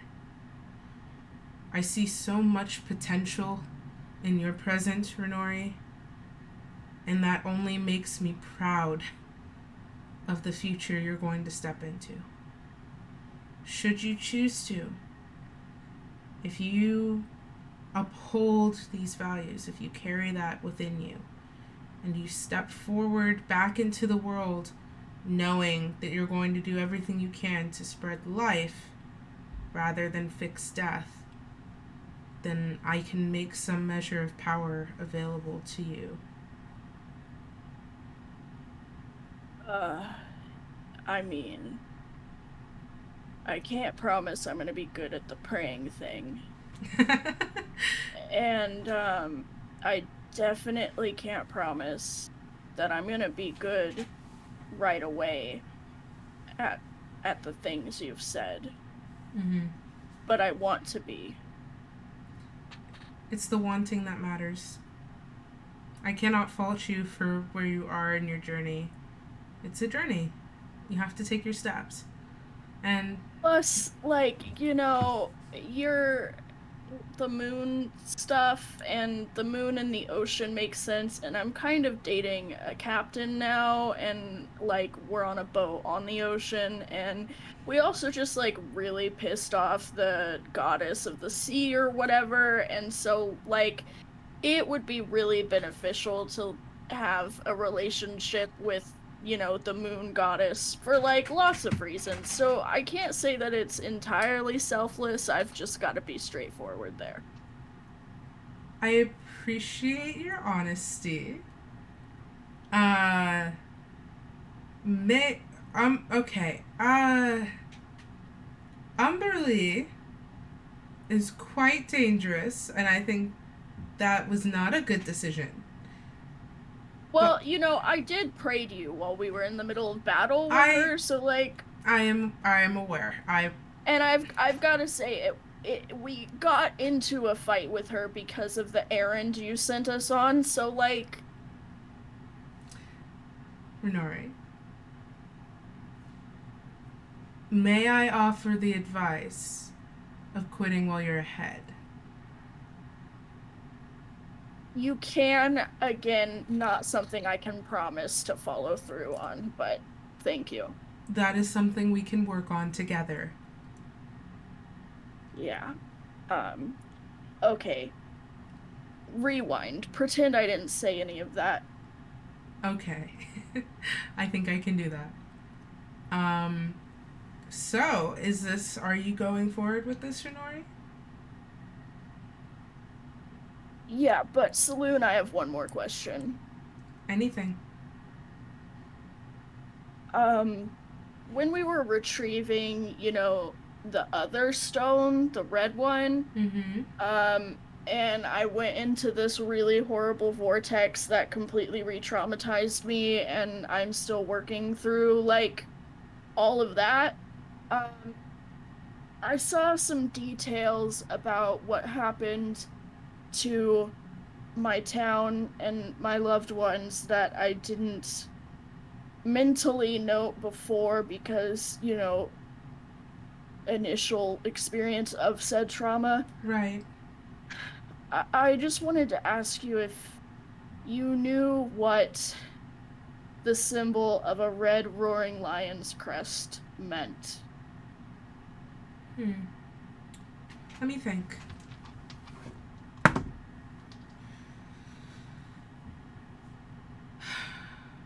I'm not very keen on the affairs of the human world. Time passes differently for me. Yeah, that makes But sense.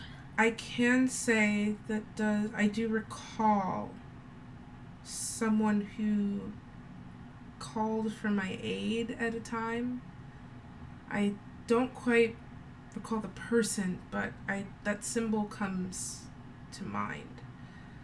I do believe it's tied to a human kingdom if it still exists. Perhaps, what was it called? Furia? But if it's still, I'm not sure if it's still standing. Okay. Thank you. That's helpful. Noted. We'll investigate further with people who do know about the material plane. If I could be of any more assistance, I would. It's okay. Thank you. Of course. I know you said you might struggle with the praying thing, but if you need anything, that's the best way to reach out. Hey, yeah. I'm sorry if I sound like an asshole the first few times I do it. It's okay. I understand. All of that to say that, yes, Renori will take 1 level in Life Cleric. There it is. Renori. Okay, so as this interaction kind of concludes, you blink again, and the crow's nest, you're back here. Back to the sound of the waves kind of gently hitting the sides of the boat. A breeze passing just over the top of your head where you're sitting down into the crow's nest. And it takes a moment, but you do feel different. Being a wizard means there's a certain sort of detachment from your magic. Although it is contained within you, the method of which you harness it is different than, say, a sorcerer who has it intrinsically and has to learn to control it. You learn to harness the potential within you. And drawing from a necromancy background, it does not feel great to cast those spells. But it's something you've grown used to because means to an end. But you do feel different. There's a sort of warmth, a sort of gentleness, a peace that has gathered in just kind of your core. And for the first time in a little bit, you just...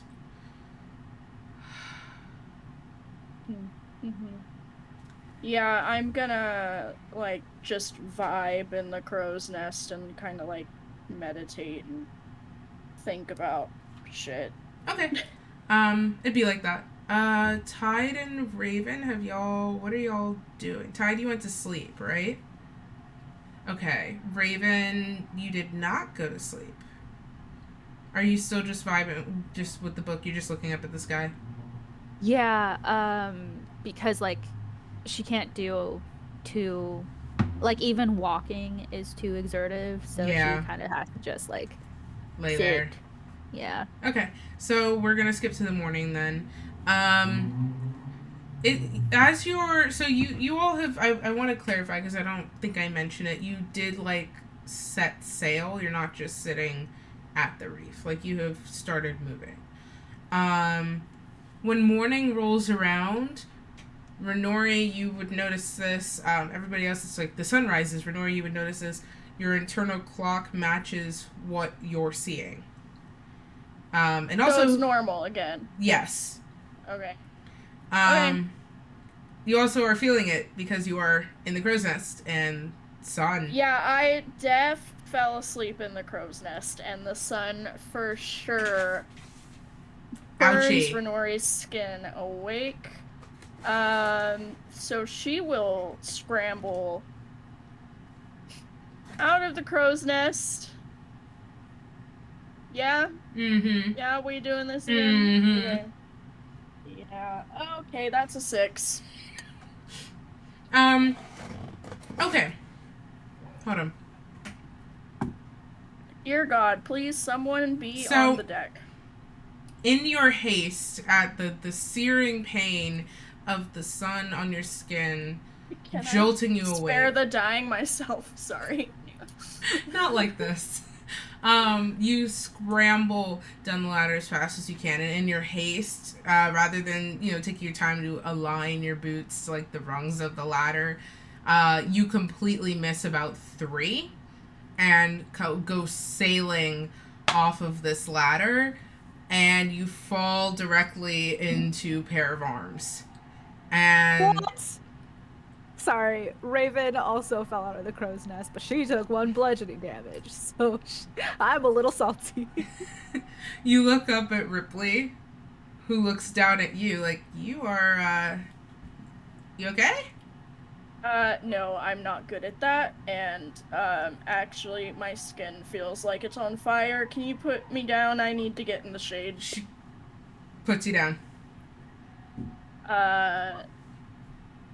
Thank you, Ripley. I appreciate it. Yeah, go shade, I guess. Then Renori, hustles back to the captain's quarters. I figured, yes. Okay, Tide. You are probably going to come to being awake-ish slowly because you had a long day. You are down in the crew quarters where you normally are. Roll me perception. Okay. I haven't been doing too good on perception tonight, but we will see. Let's see. Okay. A 6. Okay. Yeah, you notice like there's a crew kind of milling about. Today seems a little bit slower than normal. Some people are still in bed in their mats or hammocks, but some people are making their way to the galley. Like everybody's kind of having a slow start today. But yes, you're awake now. I don't know if this is a Tide question or a me question, honestly. Mm-hmm. We'll say it's Tide. Are we not having breakfast? You see people making their way to the galley. Oh, is that where breakfast is? The galley's like the kitchen where you Gotcha. yeah. Yeah, I'm gonna. So Tide is gonna hop up and, make sure that he has kind of not phone, keys, wallet, but like pat Mm-hmm. himself. Make sure he has like his amulet on. He's got his ring in his pocket, um, and his canteen and everything. And then he's gonna walk over to the galley. Okay. So you enter the galley. There's quite a few crew members actually sitting at the table and talking. You see Fishhook passing out like all manner of. He's kind of like set up almost like an assembly line in the farthest corner of the table of like, if you want fruit, you can take some fruit. He's passing out.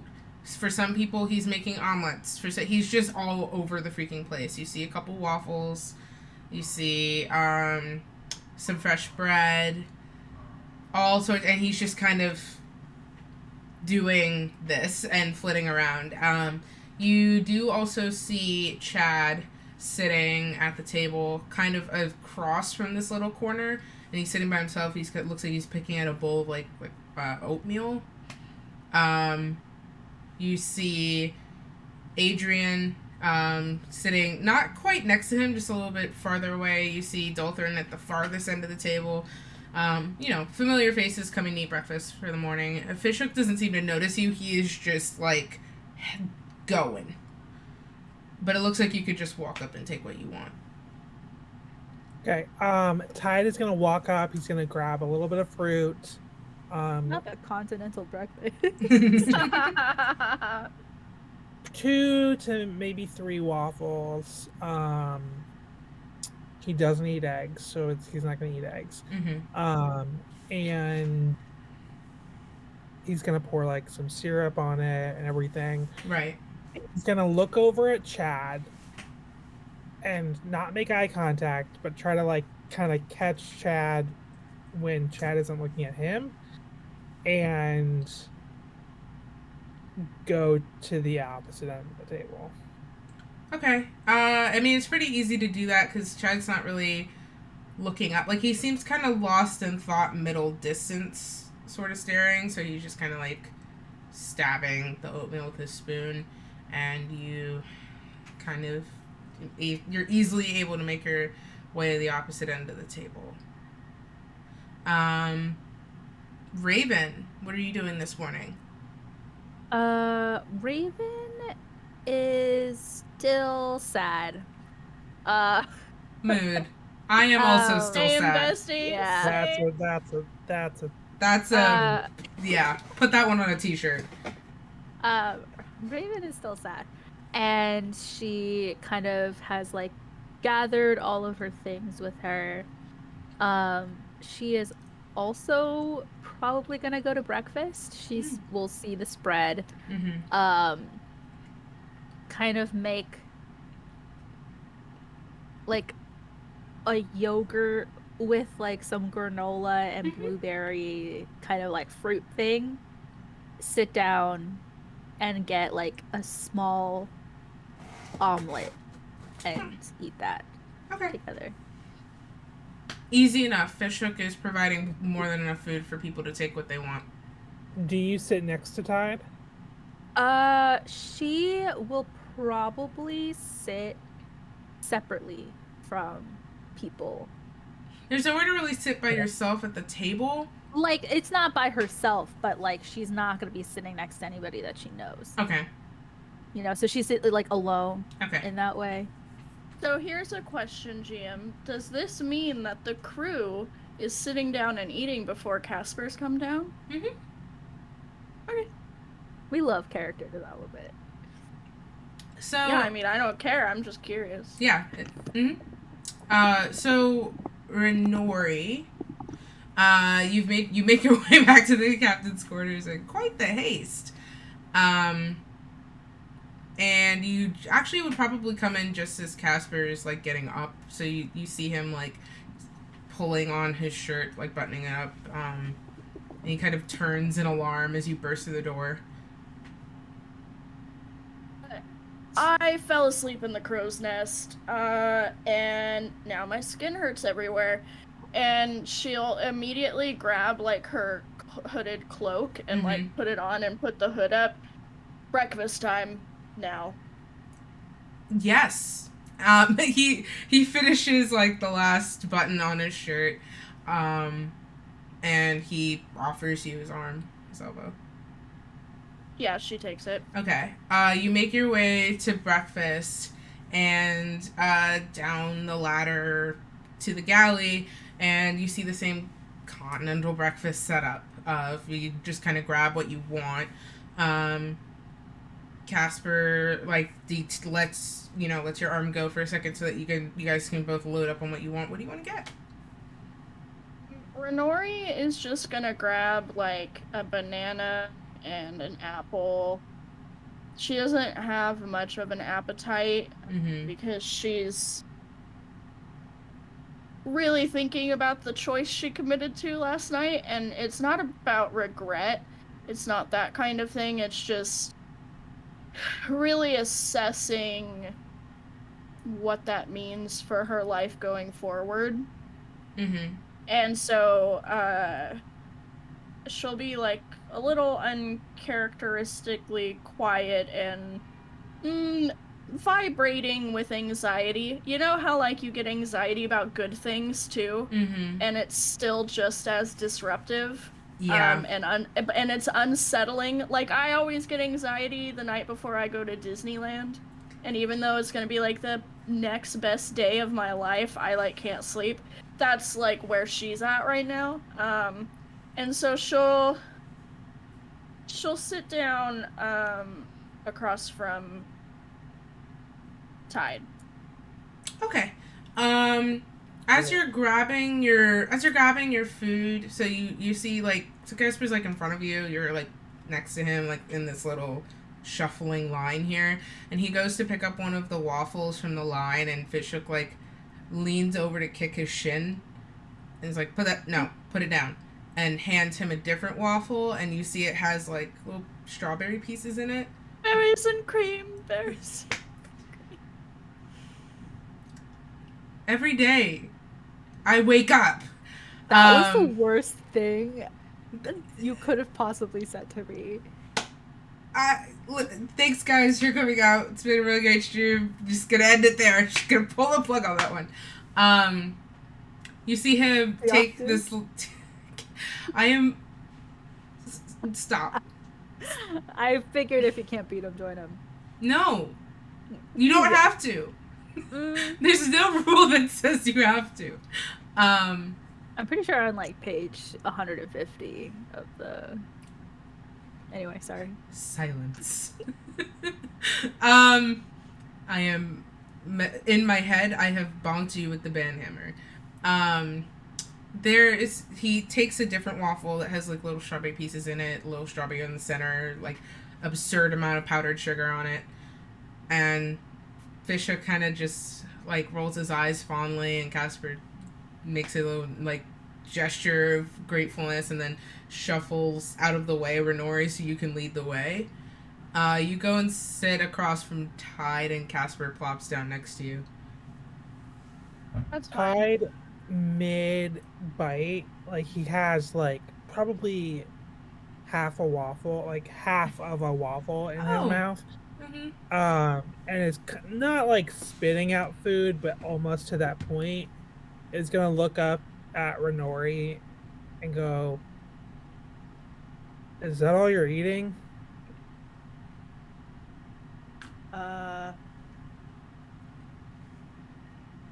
You know, it's not very polite to ask someone how much they are or aren't eating, Tide.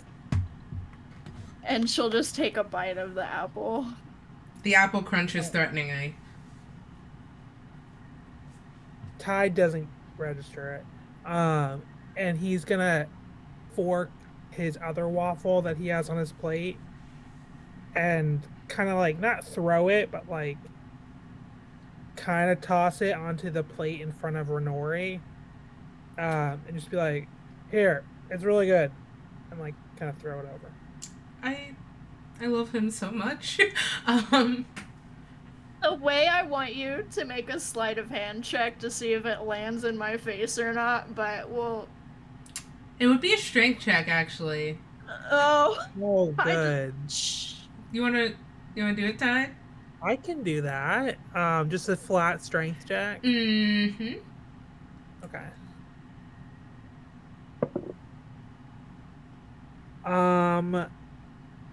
So I don't know if rolling high is good or bad. But What'd I you got a get? 7. Okay, so you the waffle lands on the plate, but like only halfway. Like it's a really sad kind of just like you know when you don't hit a tennis ball with enough force and it just drops on the other side of the net and it's really sad. Yeah. That's what just happened with the waffle. Yeah. Renori will look at the waffle and sigh. Thank you, Tide, but I have an upset stomach. So just the apple and banana for me this morning. Are you sick or something? God damn it, Tide. I love that Tide social cues. None. Not even one. No, I'm not sick, Tide. So why don't you want the waffle? And Renori like reflects on Saloon saying kindness and and and all of those other really positive words that while Renori is a very kind person, she's not great at it all the time.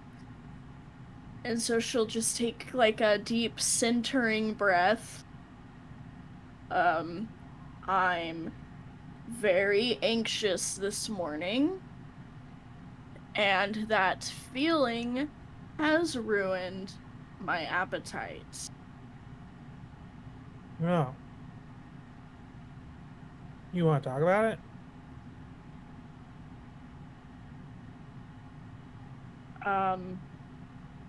I just made a big decision last night. And it's a good one. But it's also an identity shifting one. So that tends to make a person anxious. Casper puts a hand on your knee and gives you like a little reassuring squeeze, but he doesn't say anything. Do you want to know what I do when I get anxious? Yes. Tide, if you say you eat waffles, Tide. He looks down, and forks the other half of the waffle, holds it up, and kind of like does like one of these, and then shoves it in his mouth. Yeah. I think we may have different coping mechanisms. And that's okay. I spoke with Saloon last night. What? Casper is also looking at you quite wide-eyed, like cheeks puffed with waffle. And Renori, for Tide's sake, is going to say, Tide, you remember who Saloon is, right? Yeah, I remember who Saloon is. I just want to make sure, Tide, I care about you and don't want to start saying things and just confuse you. Yeah, so, like, I don't want to say I worship her now, but, like, we've entered into an agreement, you know? And I don't think I'm going to be pursuing necromancy anymore. Mm-hmm. Oh, that's cool. Is Raven in earshot of this conversation? Roll me perception. Don't let her hear it. Don't let her hear it. Don't let her hear it. Roll me perception. Ooh, she definitely hears that bitch. Dirty 20. Okay, so you are a few people, like, there's a few people between y'all, so you're not hearing, like, full conversation, but you do catch, the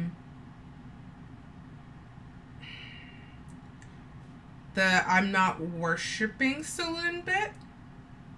Like, you catch that bit. Yeah. Raven is prickled. She's prickly. Noted.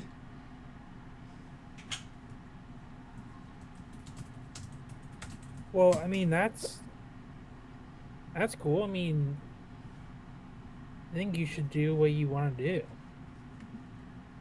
Thanks, Tide. I wanted the ability to be able to protect those that I care about, and she's able to offer that. And, I mean, I like her, but, yeah, it's different. So, I'm just, mulling that over. To have been obsessed with death for so long, and to now shift my focus on life. I don't quite know what that means for who I am, but I know that it means I can protect the people I care about, which include you, Tide. So I'm gonna be okay with it. Tide will give like a little bit of like a light smile, and is going to do his very best to be thoughtful in this situation. You know, change is kind of like water. It can be really scary, and you know, it can drown you if you have too much of it, and it can make you wet, and some people don't like that. But it also makes everything live, and can be really, really beautiful to watch as it moves. Like, it can move, like, water can move anything. Like, it's what makes canyons, and it's what moves the ship, and it can, I guess what I'm trying to say is change can be scary and overwhelming and difficult, but change is always going to happen, and it happens to everybody, and it's important to life. You know, Tide, that was one of the wisest things I've ever heard from anybody ever.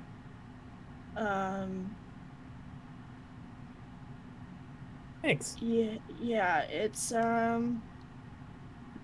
just really ironic to be a wizard with a proficiency in necromancy and to now be studying the way of a life domain cleric. So, but thank you, Tide. Your words do bring me comfort. Yeah, I kind of lost you there for a second, but good. I'm glad it helped. Thank you, Tide. And Renori will just like peel her banana and start munching on it. Tide never change.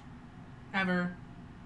Are you peeling your banana in a sexy way, though? Oh. Yes. This is because you asked. Oh the answer is yes. I feel a little threatened. That was a little threatening. Because it was asked yes, and Renori will smirk at Casper and eat the damn banana. Because Chris brought this upon all of you. Okay. You know how stuff happens in this game? You know how events occur in this game and you're just like, wow, how did we get here? You know how that happens and you're like, wow, how did we get here? Just give me a second.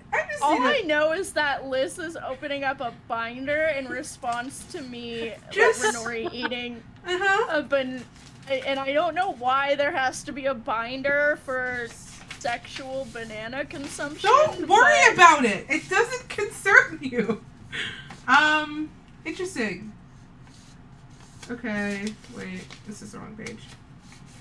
There's a whole binder about bananas? Like... Don't concern yourself with what's in the binder. Don't worry about it. Except I've been trying to hack into your computer to unlock all the character sheets, so... You fool. You cannot hack pen and paper. Watch me. I developed the ultimate anti-hacking technology. Pencil. Printing. Oh, I was gonna say printing things out. Exactly. Okay, so... My god. Go ahead and... roll charisma, I guess? My like mic was just unplugged. That's super like fun for me. like I just roll straight charisma? Okay. Oh god. Don't tell me that this is going to attract... that's a 19. Okay, so Casper is kind of eating. I hate it. he's eating his waffle. Like, he's been listening, but this is like not, he's sitting. He's in the space. And I mean, to be fair, it is also a revelation to Casper that I am now a cleric. Yeah, so. But he's also like you notice that he's been stealing glances at you, like, as you're talking. He just hasn't really said anything. Like, it's pretty obvious. But this is the first time you've really, like, looked at him in a little bit. And it kind of catches him off guard, and then you banana. To banana. And, you see his face. He goes through a face journey of, what are you doing? To, oh, that's what you're doing. To, oh. And then his face turns red. I can't believe that this is where we're at right now. Can we just, like, pause for a second? We don't have time to unpack this. Renori will just start laughing, having, like... With the banana in her mouth? No, she finished eating, like, chewing, like, after she, like, and, she'll... take a bite and swallow and then just start, like, giggling because she was intentionally messing with him. And the face journey was her reward. And then... just made Casper pop a boner. over eating a banana. Listen, I Renori, just need us to acknowledge this. Sarah. I'm so Not- happy with where we have come to tonight. I need you all to understand how close I was to a spit take all over my laptop and the sheer amount of self-control it took to not do that. Let me put it this way. Renori is not very aware of the repercussions her actions have on that type of anatomy because she's only dated a woman prior to this relationship. So, she thinks she's just goofing around and is happy with the face journey. And then she'll take a bite of the waffle that Tide threw on the plate. And like as she like stabs it with a fork, she'll like cheers towards Tide and like You take a ever bite. feel jealous that your playable character isn't perceiving what's going on right now, but you are You had forced the to? opportunity to sit next to me, and I was going to do the same thing to you with a small amount of food, but you made that decision. You did opt out of Waffle Club. Yeah, because I can't believe that on this side of the like 3 people is banana shenanigans, and on this side is rape. Shenanigans. Not shenanigans. Shenanigans. No. Shenanigans broke me. Shenanigans broke me. Yes.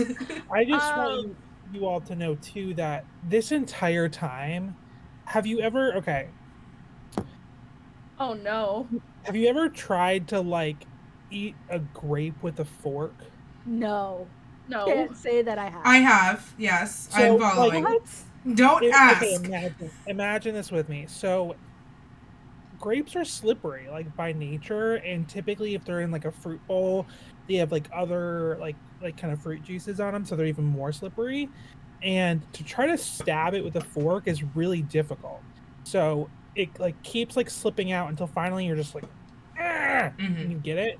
So the entire time Renori is doing this banana journey, Tide is trying to get one grape on his fork and misses all of this and will get the grape as soon as Renori lifts the waffle up.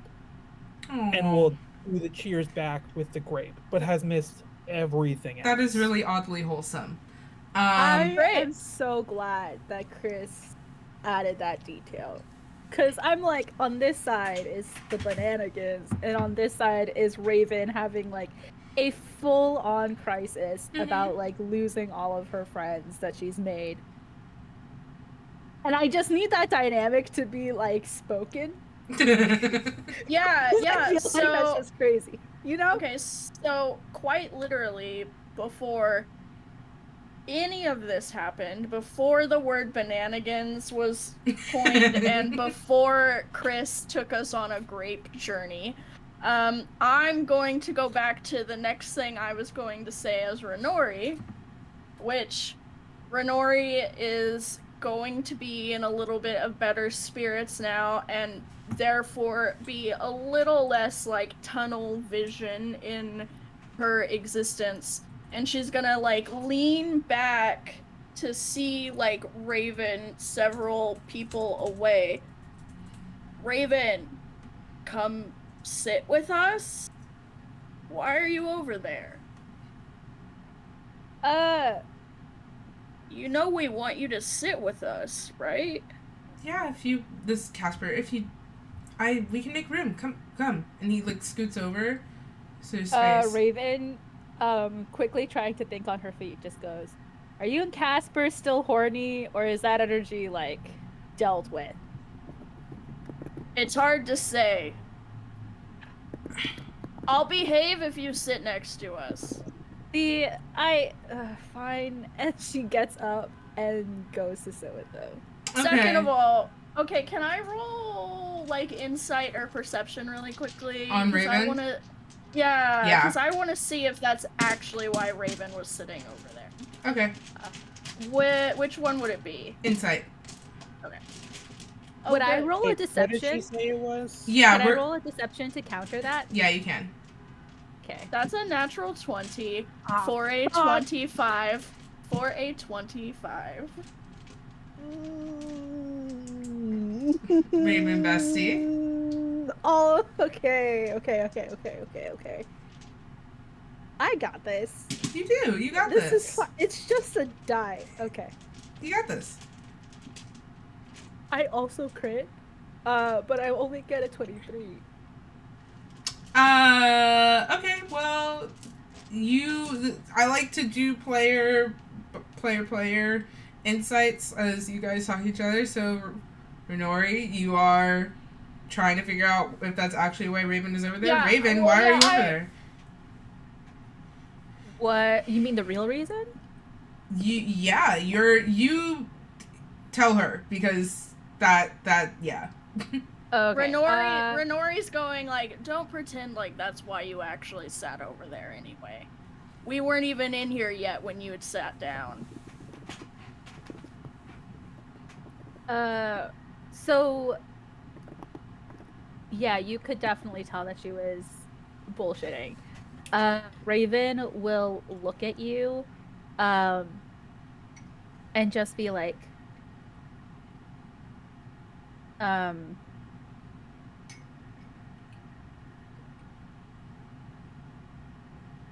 you know that feeling when you're pretty sure that you're not gonna be a good time, though you just kind of skip past the problems of people asking you about it, and so you just decide to be alone?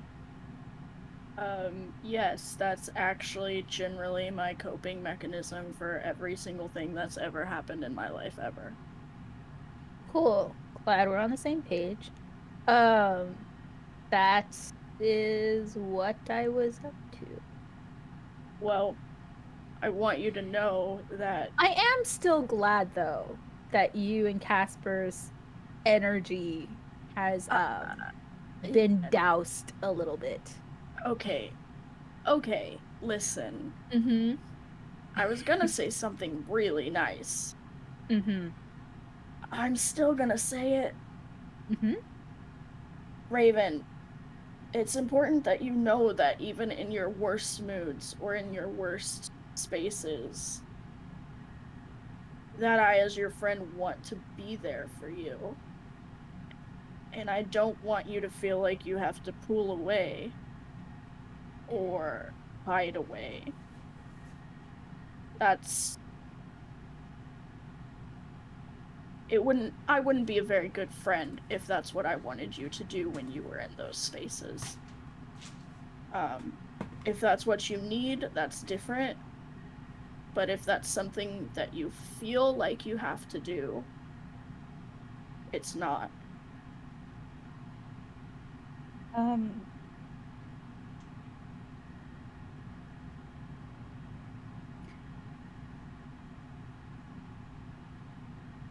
I wouldn't even know the difference. You know, whenever anything happens, I was by myself. So it's kind of just how I deal with things now. So, thanks, but I wouldn't even know how to need something like that. Well, I mean, Tide said this really cool thing about, like, water. And... Well, like a fact about water? Okay. No. He gave, like, really good advice using water as an analogy, which... Sure. I realize that water being a metaphor for him is not necessarily revolutionary, but, like, the way he used it was. And so, anyway, the really cool thing about existing as a person is that even if we've learned to do things a certain way, we can learn to do things a different way too. Just like the tide can change, so can we.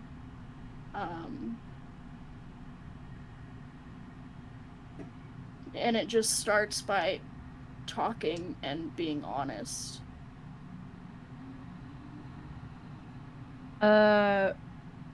Raven was not finished eating, but now she's sorry, there's a reason why I'm prefacing that. I wasn't done. Can we take the life conversation till after my yogurt? No, but she's like now purposely not eating anymore. She feels a little bit like nauseous / there's like a rock in her stomach now, so she's not really like in the mood to eat anything anymore. So she not that. Anyway.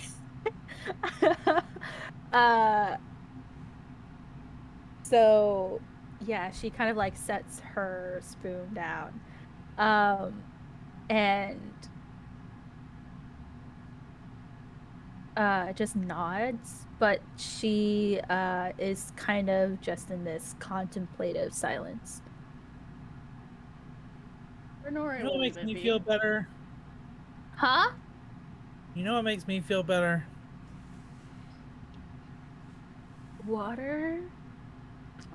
Close. Raven will say like 90% seriously.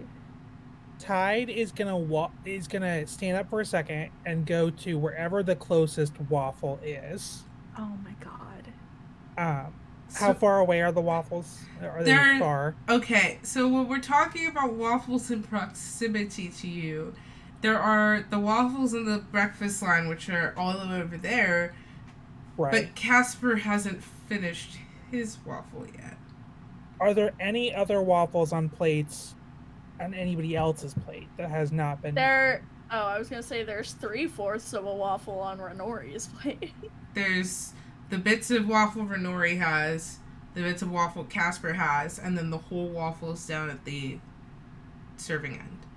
There's no okay. Yeah. Well, in that case, I am going to Misty Step to and from the waffle line and plop a waffle with his hand, like just holding a waffle. Just a dry ass waffle. Yep, in front of her. Well, keep in mind that Tide kind of has like a sheen of water on his body at all times, so it's a little bit of a moist waffle, you know? She also doesn't have a plate. She just has like a small bowl of yogurt sitting in front of her. So now it's on top of the bowl of yogurt. It is a waffle lid. Yeah, exactly. But it's bigger than the bowl, I would imagine. So like it like kind of like it's like straight and then it kind of like droops off on every side. It bananigans and moist waffle trending. # bananigans and moist waffle. But at least it's in a sexy way. At least it's not a blue. Okay, and I think we actually really broke our GM. Sorry, hang on. I have to use up 2 of my spell slots for that. Oh no! It's fine.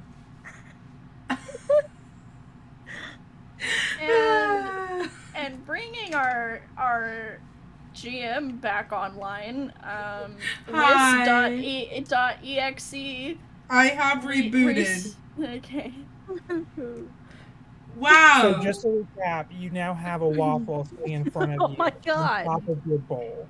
And it's kind of moist from Tide's wet. We didn't need to recap. I promise. I promise we were all following the whole time. Wow, I just went on an emotional journey.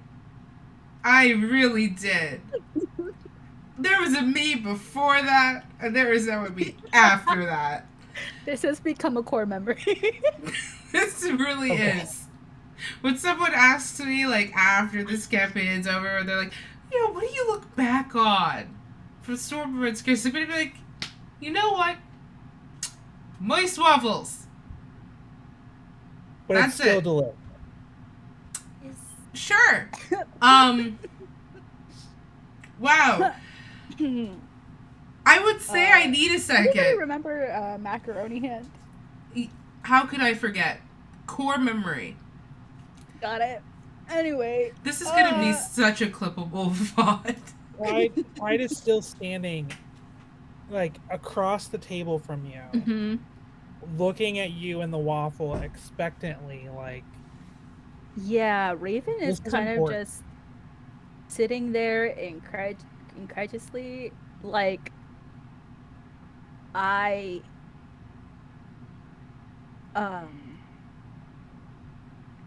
and the how do I put the texture of the waffle no longer looks appealing to Raven. Not that she was like wanting to eat before, but she's like, Tide means so well. So she kind of like takes a small nibble and is like, thank you. Do you feel better? I feel. And that's how Raven will end the sentence. That is a start. Okay, good. And he sits back down. Alright, so okay. Breakfast is starting to wind down to a close now. Most of the crew is making their way out to go to do their duties on the upper deck. You do. I knew Really? you were gonna do it. I knew you were Really? gonna do it. Really? Yeah. Really? In Love front the of my energy in this cookies. studio tonight. You love it. In front of my waffle. Okay, but are are they insomnia cookies? They are, actually. Okay. Of course they are. Look, you know Hashtag me. not on, but feel free. If Insomnia Cookies wants to sponsor me, hey bestie, let's talk. Take a wink at the camera. I'm gonna clip that and I'm gonna add them on Twitter. Please do. I would love. Let's do it. Let's get me a partnership with Insomnia because the way I'd be consuming their merchandise. So. Renor. Yeah, they're upstairs. They're up there. Yeah. They go up. Renori, you and Raven too, because you guys are on that side of the table. You do see, as some of the crew members are filing out, you do see Chad among them file out, and he does not seem to carry his normal energy. Hi, did you leave? Did you leave the table? No. Yeah, Raven's Okay. gonna lean forward and be like, so what's the tea between you and Chad? Yeah, Tide, you've really got to work that out because he seems upset with you and you just seem... No, Renori, shush, I just want to know what happened. You know? I want you to fix it. So remember that night? I don't really know. I mean, I can tell you what happened, but I don't really know. Yeah, that's happened. the tea. Yes.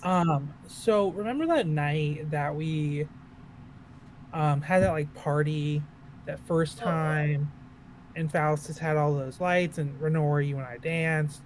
Well, at the end of the night, I danced with Renori, and we just like chatted and stuff. And then I turned around and I started walking back, and I saw Chad. And all I did was I told him that he didn't have to wait up for me. I was trying to be respectful. And then he got really mad at me, and then he just stopped talking to me. So I don't know. Casper Renori kinda... like visibly does this. Casper like visibly takes a minute to collect his thoughts and then goes, Tide. Okay. That's exactly what you said? That you didn't want him Raven to wait up for you? is dying of laughter. No, I said he She- didn't have to wait for me. Did you clarify what that meant at all? Yeah, I mean, I said I that he didn't have to wait, and I wouldn't expect him to do that because. Okay, what did that mean? What does waiting mean to you? Like standing in at the edge of the dance floor, like I don't know. I don't know if he has other things to do. So the thing is, and I think I can see where the problem happened. That Raven is still dying laughing in the background. And everything I'm doing is what Renori is doing. Excellent. I think the issue is that Chad interpreted that comment as a comment about whatever bond the two of you have. As in, you don't have to wait for me romantically. You can see other people. But that's not what I said. But sometimes people say things that have greater meaning than the words. It's not always just about the words, it's about the intention behind them. And I don't think that Chad understood what you meant. Like, did he ask you to clarify? I don't remember. I mean, at this point, Chad asking for clarification, and like Raven is like wiping tears from her eyes. The funny part is that he did. Yeah, so for the record, Chad asked twice for clarification, and Tide just said the same thing twice. Yeah, I know. Anyway, I'm still dying over this. Okay, so that may be the core of the issue. Renori's just gonna, like, put her hand over Casper's mouth for a second. That's stupid. Tide, so when there's a miscommunication, the last thing you want to do is say that the person on the other end of the miscommunication is stupid just because the miscommunication happened. That I didn't say he was stupid. I said thinking anything I say means more than what I say is stupid. You know what? He does have a point though. Raven chokes from that. Not that that's healthy. Tide. But he has a point. Tide. What? I just think that you should ask Chad what he thinks you meant. And then, based upon his response, you can confirm or deny that he is correct or not. I tried to talk to him. He didn't want to talk to me. There's been some time, and you have not approached him again. He probably needed space because his feelings were hurt. When people's feelings are hurt, they tend to withdraw. I'm saying that as a professional who gets their feelings hurt very easily and withdraws very quickly. Make a mental note of that. She, like, side says to Casper. That is just, yes. Raven's like, at least she's aware of it. So, like, maybe just try again if you want to, if you care enough to. I don't want to push you towards someone or something that you don't want, but If that's a Just an relationship that's idea. important to you, Chad, in whatever capacity, if Chad's important to you, I'd go sort it out.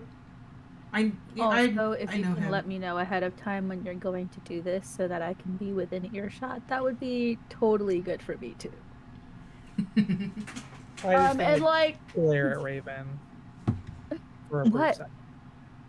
What? You were literally just crying, laughing. I just, I may be sometimes dumb, but I'm not stupid. I just think that sometimes others' oopsies are hilarious, and I don't think that you can disagree with me on that. Renori's just gonna keep a hand over Casper's mouth at this point, just sensing potential for Casper to put his own foot in his mouth right now. So she's just gonna. I mean, fine. If you want it to be private, that's totally okay too. I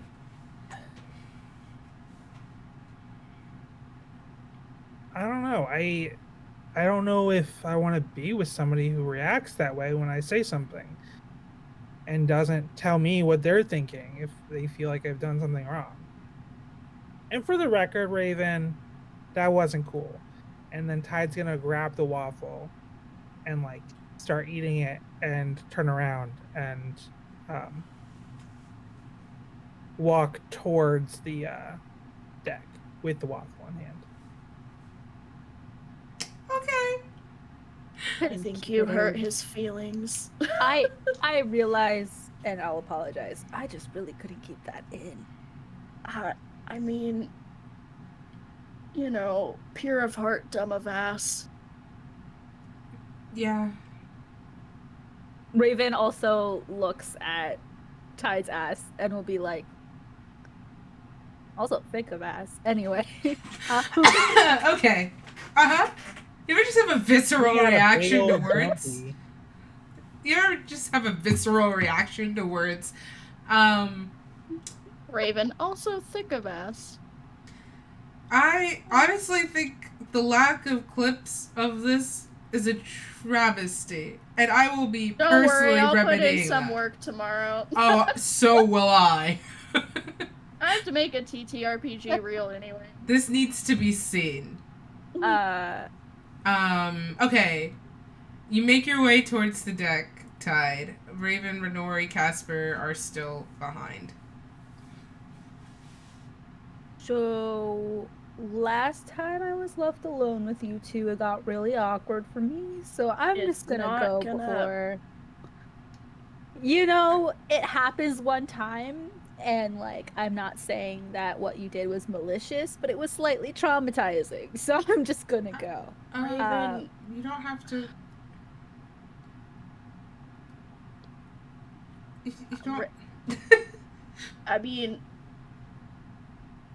okay, for the record, I will be more cognizant to not do that around you in the future, Raven. Like, Renori will just, assuming Raven's already walking away, just, like, put that out into the universe. Raven, where are you headed?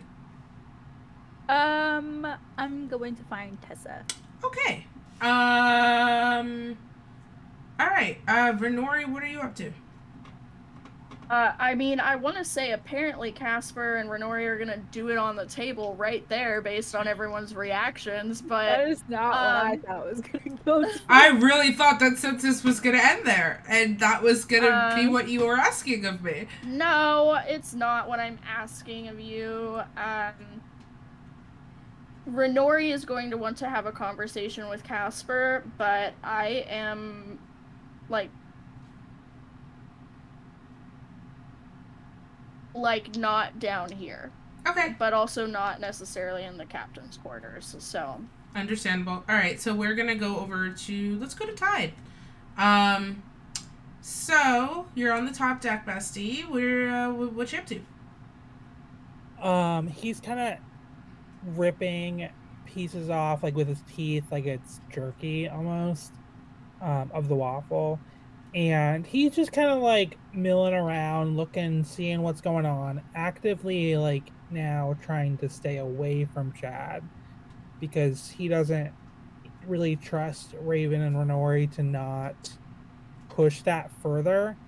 Um, and he's gonna kind of look around and see if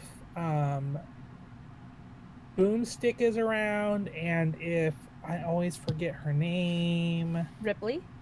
No, the little dwarf girl. Brienne. Brienne. See if That Brienne is. she's definitely a goblin, not a dwarf. That's what I said. I That's said goblin. that's no. Rewind the tape. It was Okay. Okay. You don't see Boomstick, but you do see Brienne. Brienne is on the. She's like sitting on the railing and kind of just kicking her legs. like sitting like that she would go overboard. Not like she's facing in towards the deck, but like Okay. she is sitting on the railing. So Tide will walk up to her Oh. and kind of do their little offering, like the little, not offering, but like how they initiate their little water game by like pulling out the water with shape Mhm. water and kind of like forming it into a ball and like holding it expectantly to see if she wants to play. Yes. Okay, and then he's gonna toss around a few times, try to like start a conversation, and then realize he can't understand anything she says. Like, hey, so what did you do on the how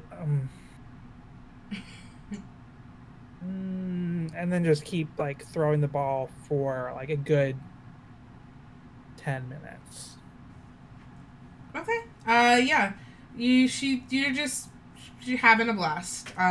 She doesn't really say much. She has kind of the same moment that you do where she starts to say something goblin and goes, ooh. But yeah, it's a quiet moment between the two of you. Going over to Raven, you find Tessa exactly where she left you. She does seem awake, but it does not look like she's moved. She's sitting with her back against like the center of the bow. She's got her cloak like draped up over her shoulders like a blanket, and she's just sitting there, kind of like she's meditating. It looks like.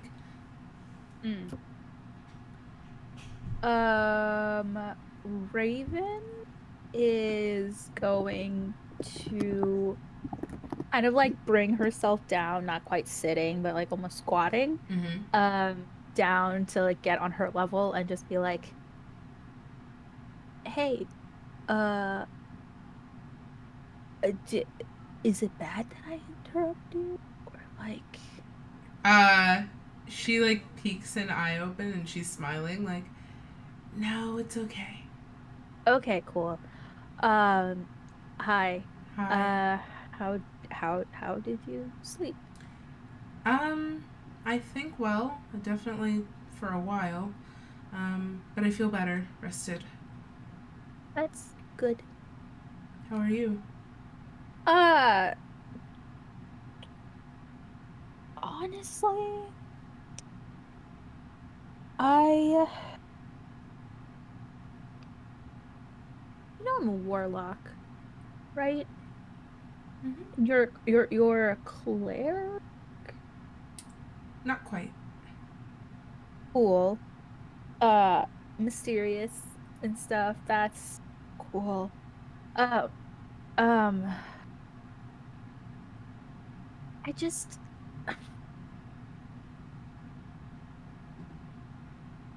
you know that I owe people things, right? That's like the whole reason why I'm able to do what I do with magic. And she uses minor illusion to create like sparkles in the air when she says that as like magic, right? As like a Wishashaw. flourish. Yeah. Um, and she's just like, well,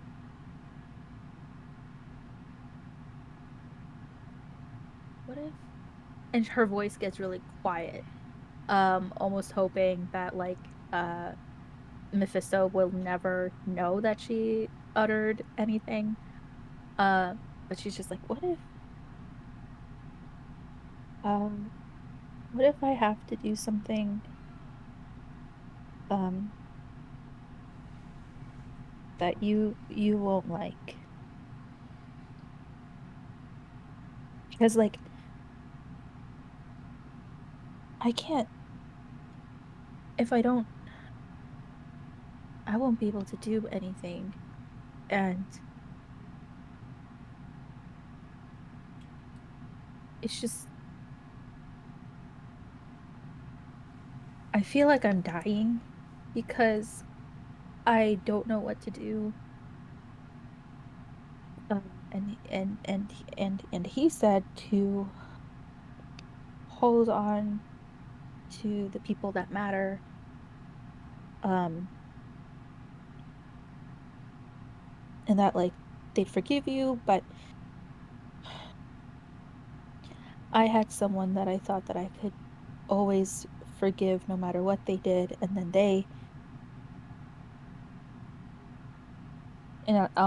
I can't forgive them for that. So I know that that is a lie. But Raven. yeah, Uh, she kind of like holds her hands out towards you to take yours. Raven will put her hands in her. Okay. Um, I I never judge anyone based on how they come by magic or if they do it all.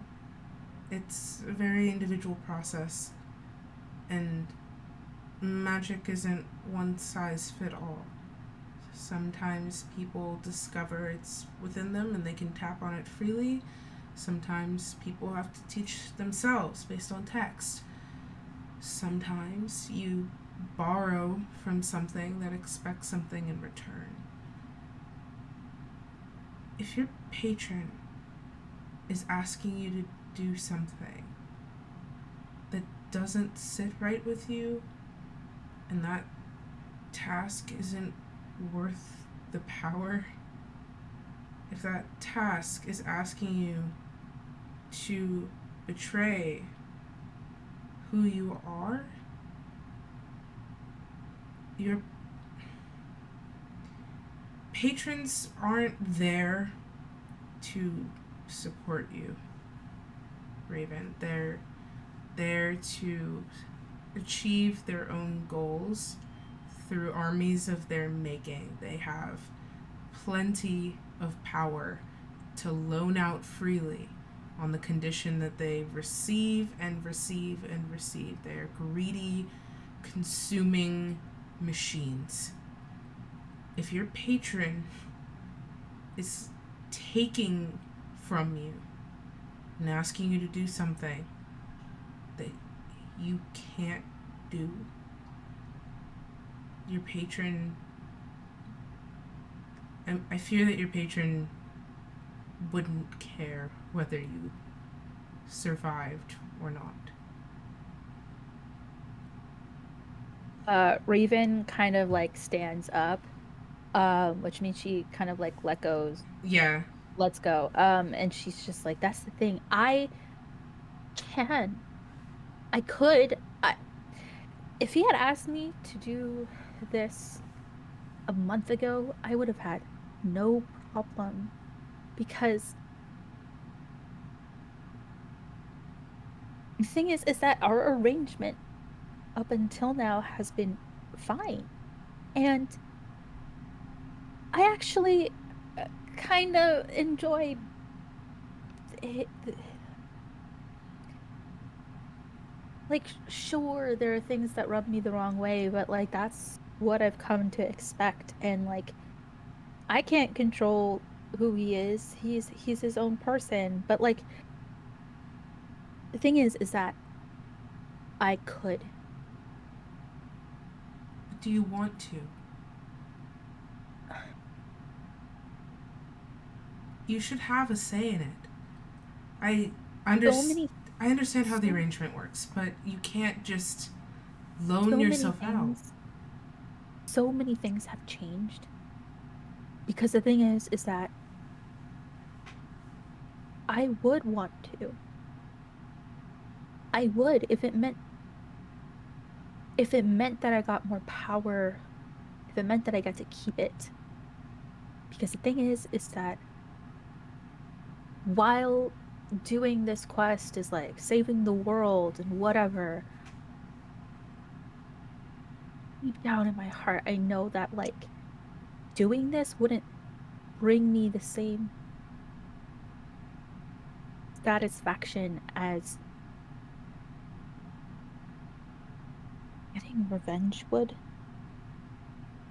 on the people that wronged me. They're still out there. They still want me dead.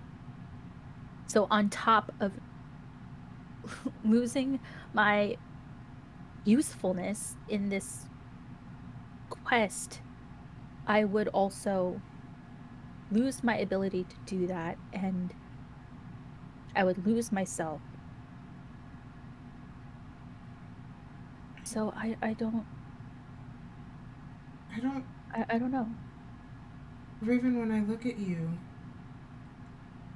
I don't just see this empty vessel of power.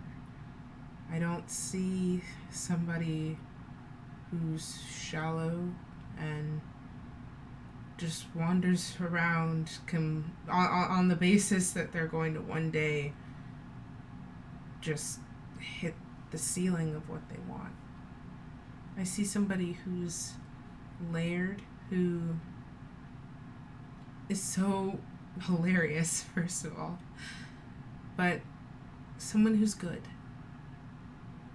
Someone who deep down and outside too is good. I am no stranger to the desire for revenge, and I would not dare lecture you against it. I understand. But there comes a point where you have to separate yourself from the power that you wield. You are not what your patron may do. You are Raven, who wields a patron's power. And you would still be Raven without that power. You are immeasurably smart. You are cunning. You are determined. And if revenge is what you seek and what you are set to do, if it would bring you some measure of peace, I don't know that you need to rely on something that's going to take from you and take until there's nothing left in order to do it. Power is wonderful until it's all you have.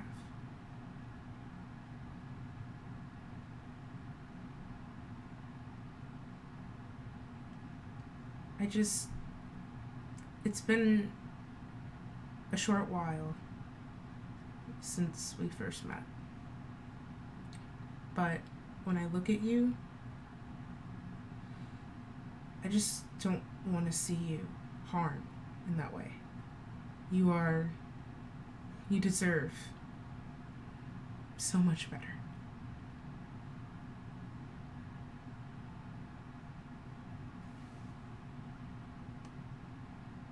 I I appreciate you saying those things about me. Uh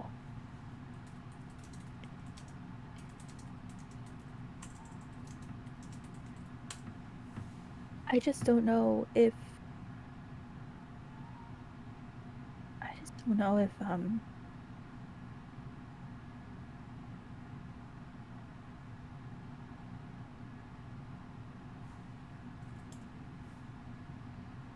group dynamics are so stupid. Like I grow attached to you guys and grow friendships other and other ships. Um and I I used to not care what other people thought or what other people would judge or assume about my decisions, but now it's all I think about.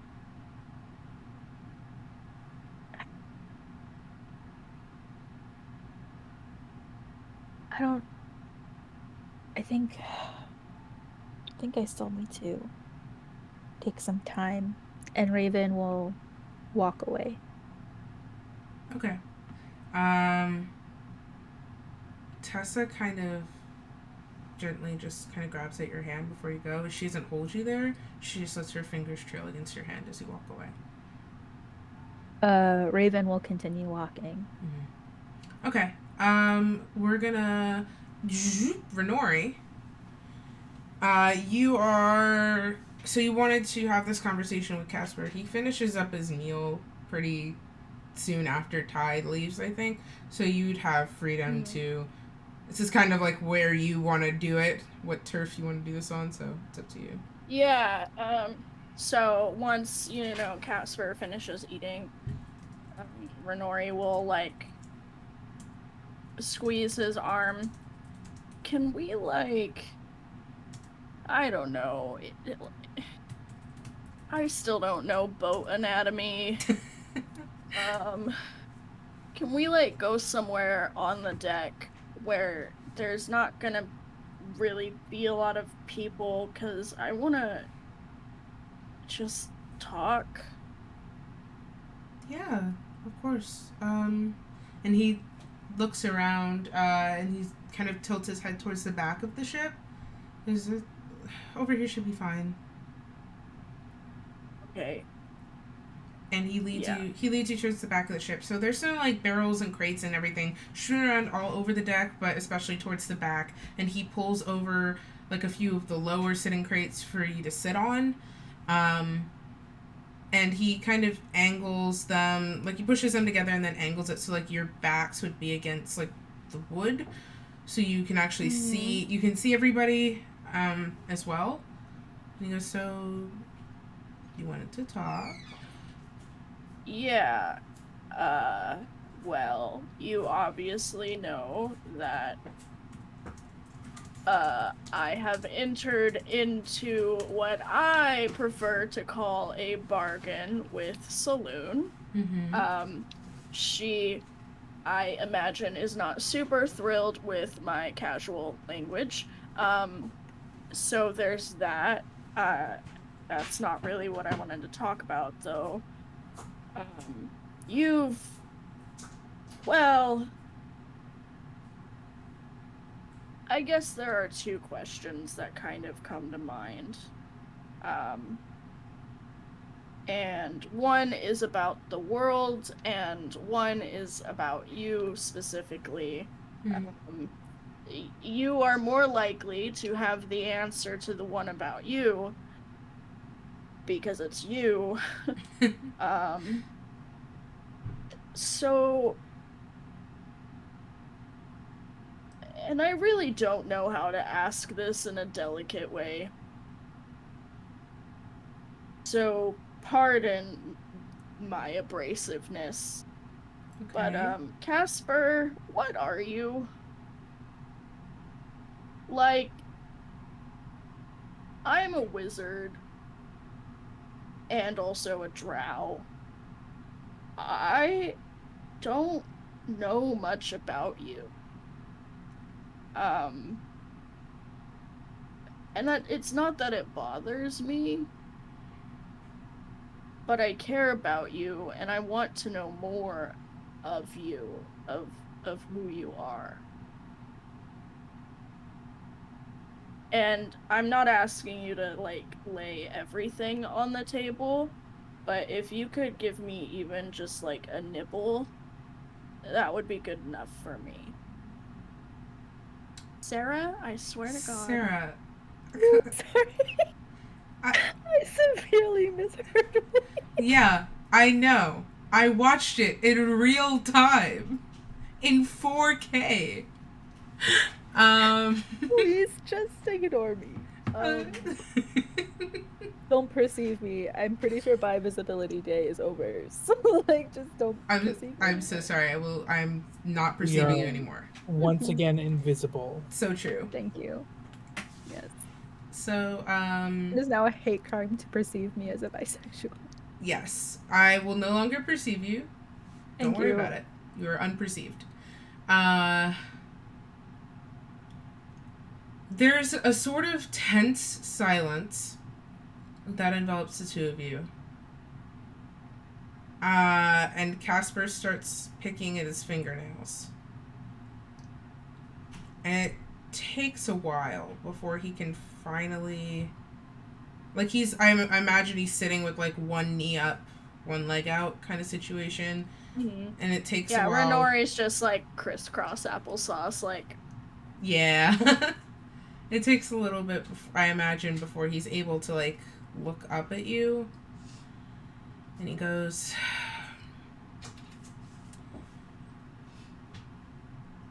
I don't know. I've never really told anyone about this because when I do, nobody really understands. But like, dude, just, like, for the record, I've told you that I reanimated my dead best friend's bodies and let them hold me for, like, 2 weeks. So,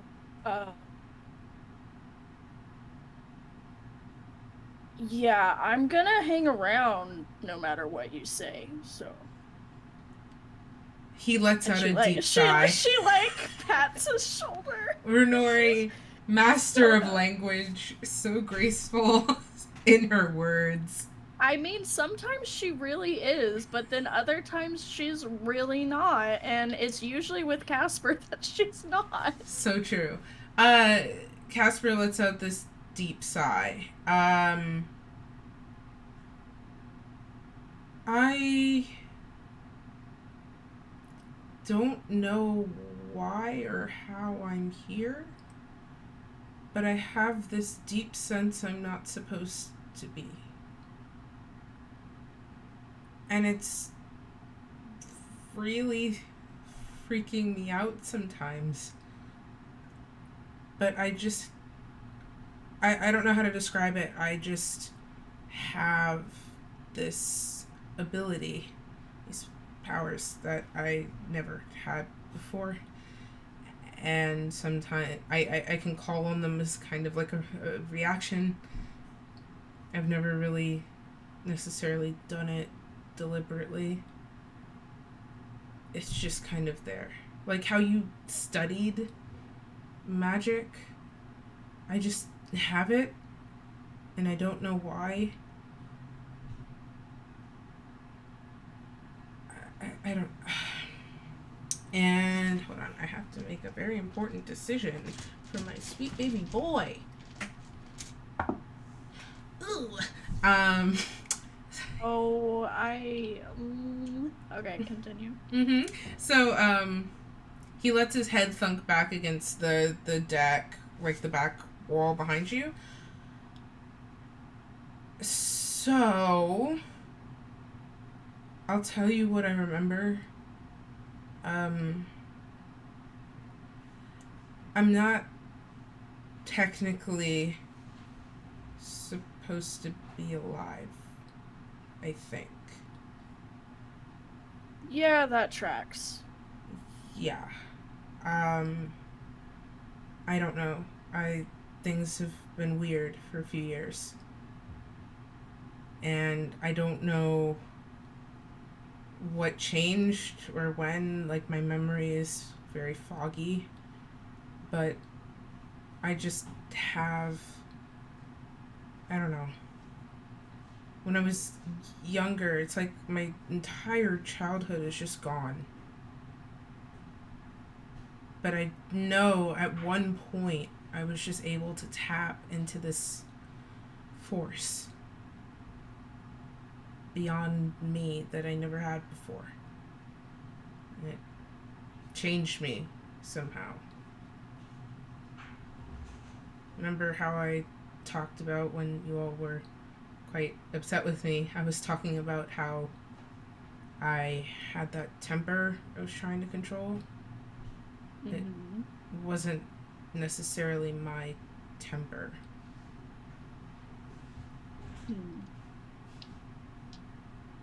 Like I said, it's been weird. Yeah. So, like, can I do, like, an Arcana check to see, like... Yes, you may. If the things... Yeah. Did we get a crit? I might actually cry. I might actually cry because this matters so much to me. And that's a 27. Okay, and exactly what are you trying to figure out? So I just want Renori to, like, based on the stuff that Casper is describing, everything that he's shared, if it triggers, like, any sort of, like, oh, it would be this magical thing, or this magical creature, like, are you trying to figure out this... his class, or are you trying to figure out what's wrong with him? What's wrong with him? Okay. Okay. 27? Yes. Okay. It's a natural 20. Well, this is right in your wheelhouse, so it's not that hard. You understand pretty immediately, although you're not so certain about the circumstances, that Casper is a reborn human. That he was once, at one point, for however that happened, at one point was deceased and has been fully reanimated.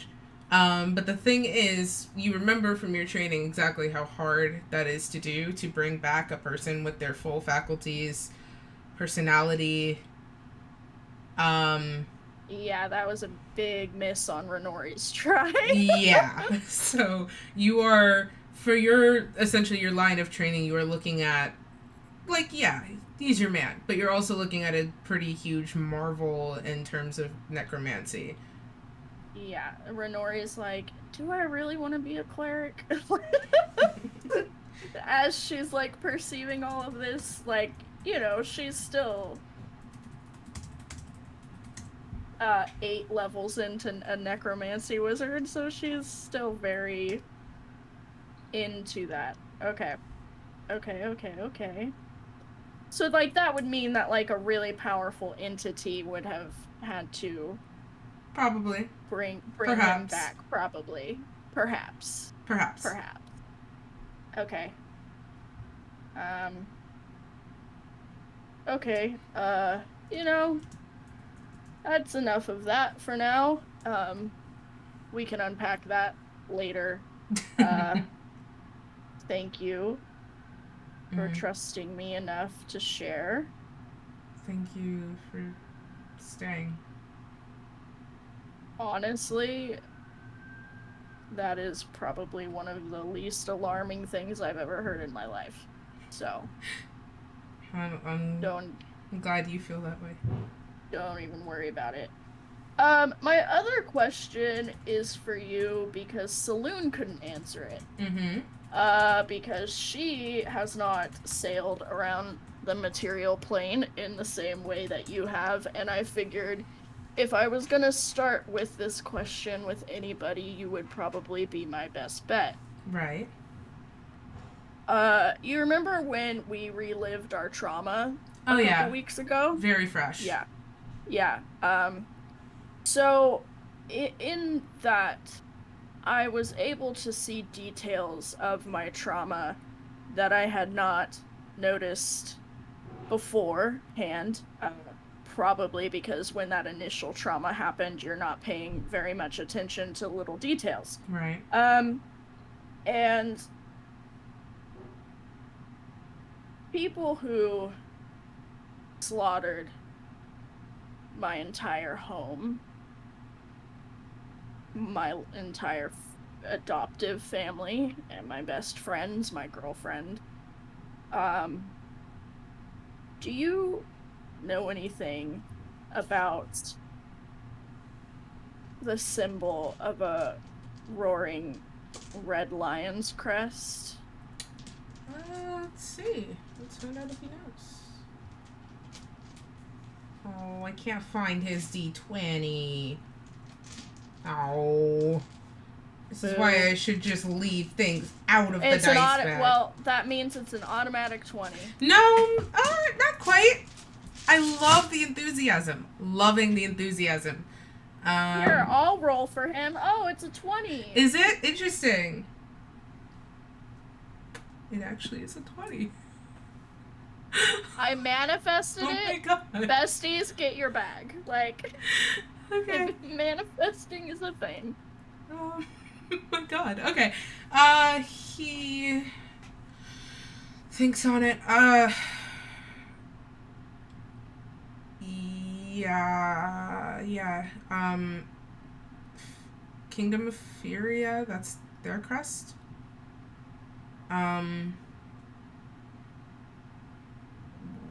Yeah.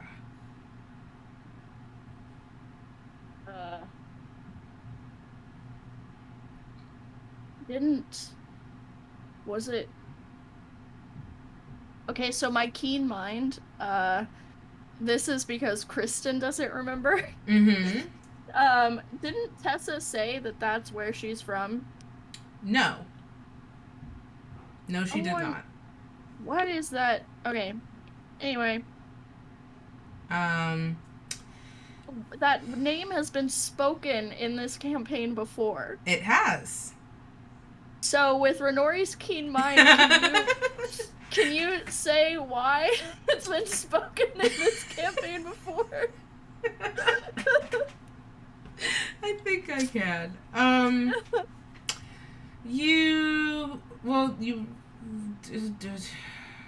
Oh. How about this? I'm going to double check so I don't say the wrong thing. And I will let you know after stream. Deal? Okay, so, but compromise. Can Casper tell Renori anything he knows about that place right now? Oh, yeah. He was still gonna do that. Okay, cool. Wait, well, what was the name? I missed it. Furia. How do you spell that? Phiria. Oh, we know that that's a place in Faerun. I for sure didn't... You said how to spell it? My brain checked out, so we'll figure that out later. PH. IR. IA. There we go. Thank you. You're welcome. Okay. You don't want to... Yeah. Mood. Yeah, I get you. Question, is Furia the place where Tessa said she was from? Tessa did Tessa say she's... Tessa needs to stop talking, because Tessa is not from Furia. Okay. Sarah, do both of you have it? Sarah and I both have that in our Okay, notes. so either I misspoke, or you misinterpreted, and it could definitely be on me, so I'm going to go back. Okay, so here's what I remember, is that Tessa said that that's where one of the stones is, and that she would not be welcome back there. Yeah, that's not the same thing as her being from there. Okay, so I probably misinterpreted. That's where the confusion... Well, I'm gonna still double check and make sure I told you the right thing. Okay, yeah. Anyway, I think what she said was... she wouldn't be welcome there, but maybe it was not that was not relating to Furia. That was relating to her homeland. I know that Casper has a royal crest ring of Furia in his war table cabinet. Which is what I was trying to... Yeah. Okay. Yeah. Sorry. Okay. Okay, and yeah, Renori...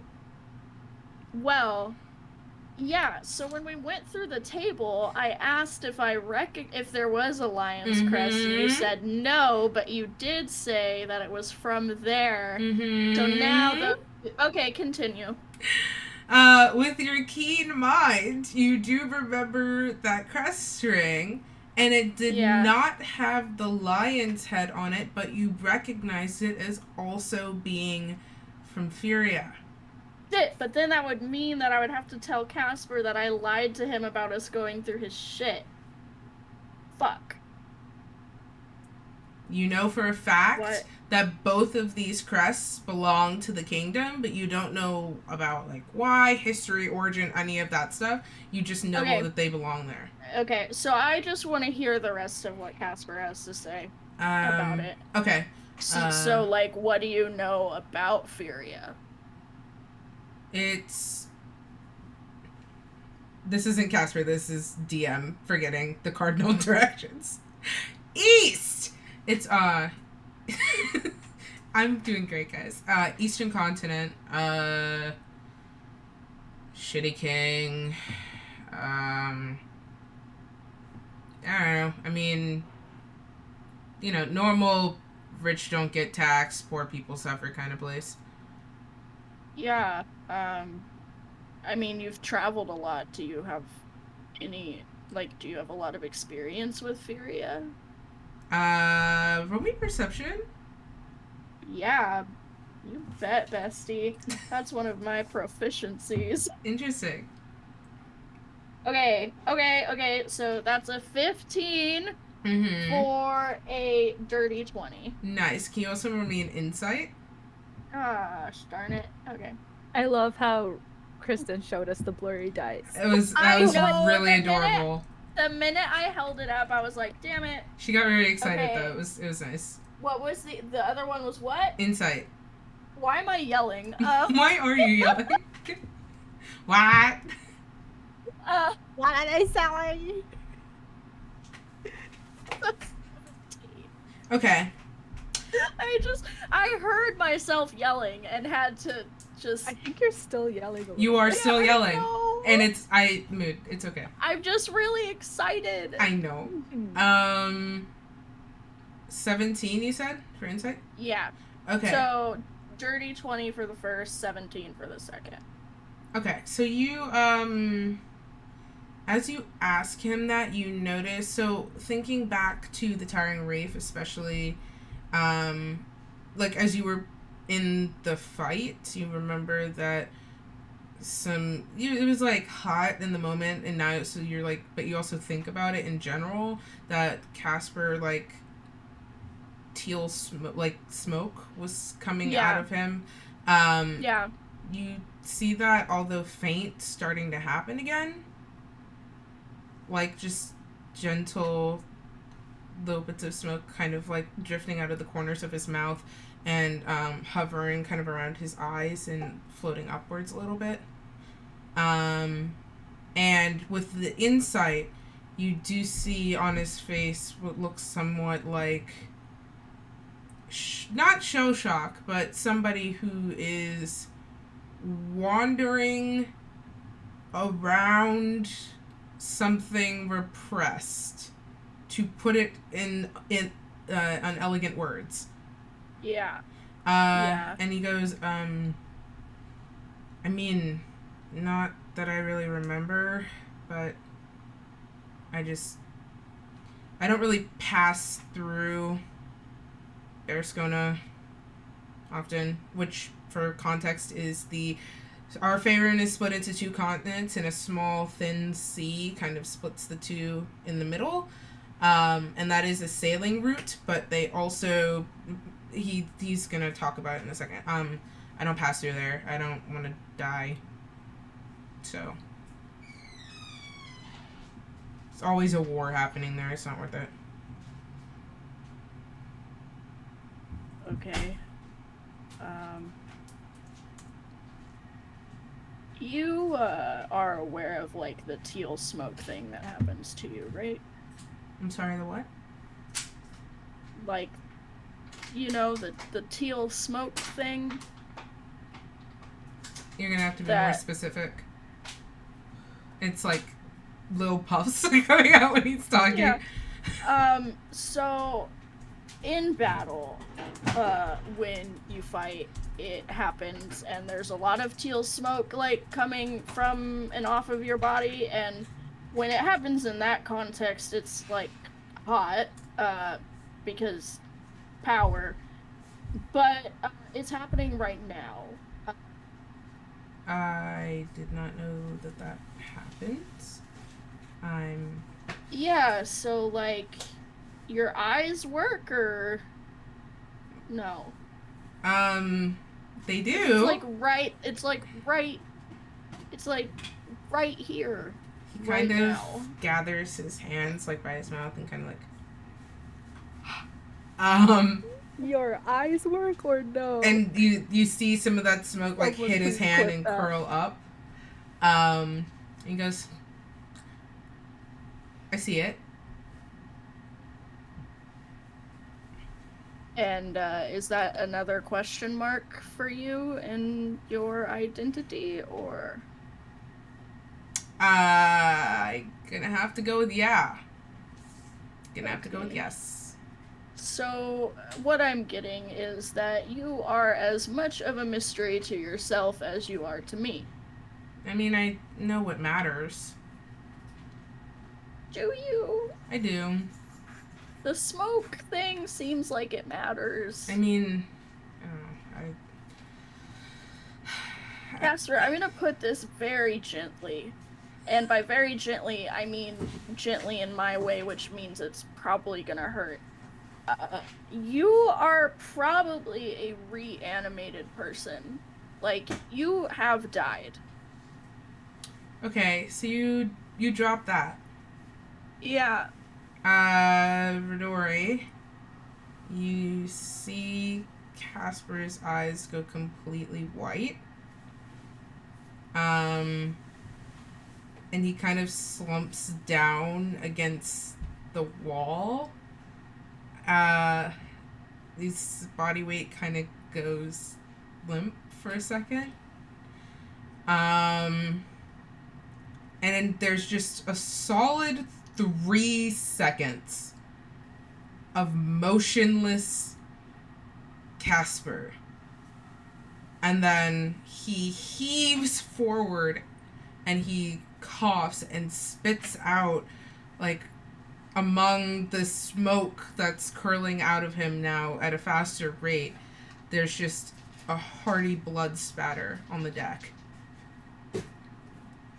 And he looks up at you and there's tears running down his face. And he starts, like, covering his mouth, like, as if he's trying to stop the smoke that's pouring out, but it's threading between his fingers. And he goes, I don't know what's happening. Renori is going to, like, grab his face in her hands and, like, stare him in the eyes. It's okay. It's okay. You're here. I was I'm dead. here. We're here. I was dead. I died. Yeah, that happens. Death is kind of my thing. Death is kind of my thing. I'm super into death. Death is great. No, it's not. Ah, shit. Renori. This is like... He grabs your face, Renori. We're just holding each other's face. Y'all ever just hold each other? No. Oh my god. I'm touch starved. I died.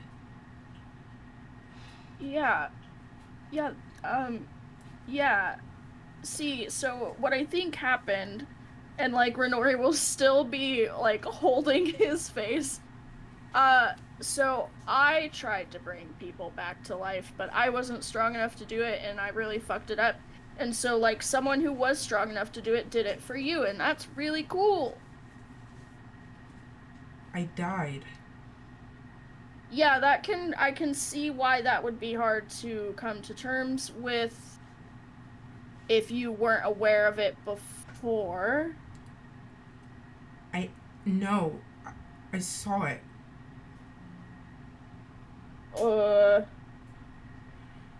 Huh? I just... I don't know what happened. We were talking?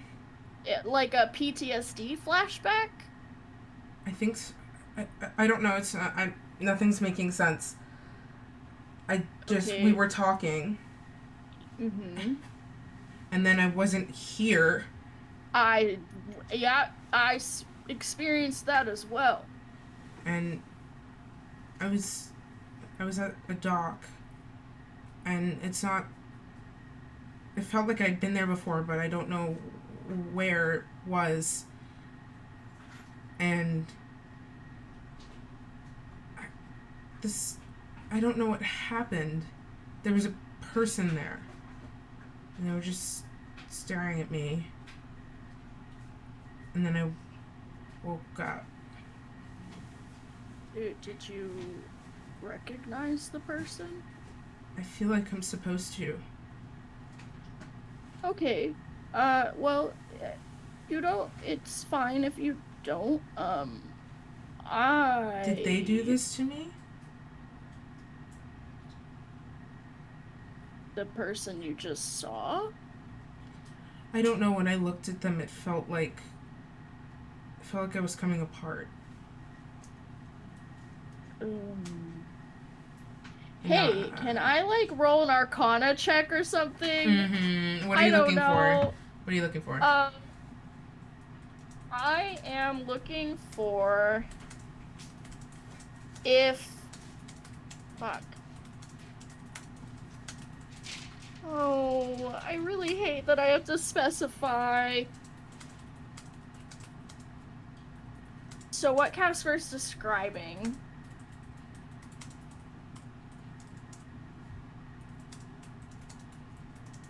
Oh, just like I don't know. I give up. No Arcana check. You sure? I don't know what I don't know how to phrase it. Just that. What are you thinking? Talk me through it. Okay, so as he's talking, you know, about what he just saw, and like if a person could have done this to him, as he describes this, like, would Renori, in all of her knowledge of the arcane, know if a person could inflict these things upon another person, and therefore this person that Casper just saw in his flashback, could they have actually done the thing to him? Like, are you talking about, like, if he, like, reanimating him? no, we're pretty certain about the reanimating thing. Maybe more so regarding, like, the smoke that loves to pop up, I guess. Yeah, you could do Arcana for that. Okay. I'm taking a picture. Nat 20? Yep, I'm taking a picture. It's the picture for me. It's the picture for me. Because rolling this well just, you know, feels like I need proof. So that's a 27 again. Okay. Ignore how dirty my It's the zoom on that for me. Like, that's really cinematic. Yeah. Okay, so yes. What he's describing could be a number of things. And it relies a lot on clarification from Mr. Smoky Boy, from Smokey the Bear over here. Great, yeah. He's really good at that. Mm-hmm. What's coming to mind is, I mean, it could be a number of things. It reads more as a side effect versus a feature. Okay. And it seems like, it doesn't seem like the smoke necessarily harms him. Mm-hmm. But, like, it's somehow tied to his spirit essence, especially in when using, like, magic. Okay. You know what, Casper? We can leave the conversation. We don't have to talk about this anymore right now if you don't want to. I need a second. Can I have a second? I just need a second. Yeah, like, you want me to go?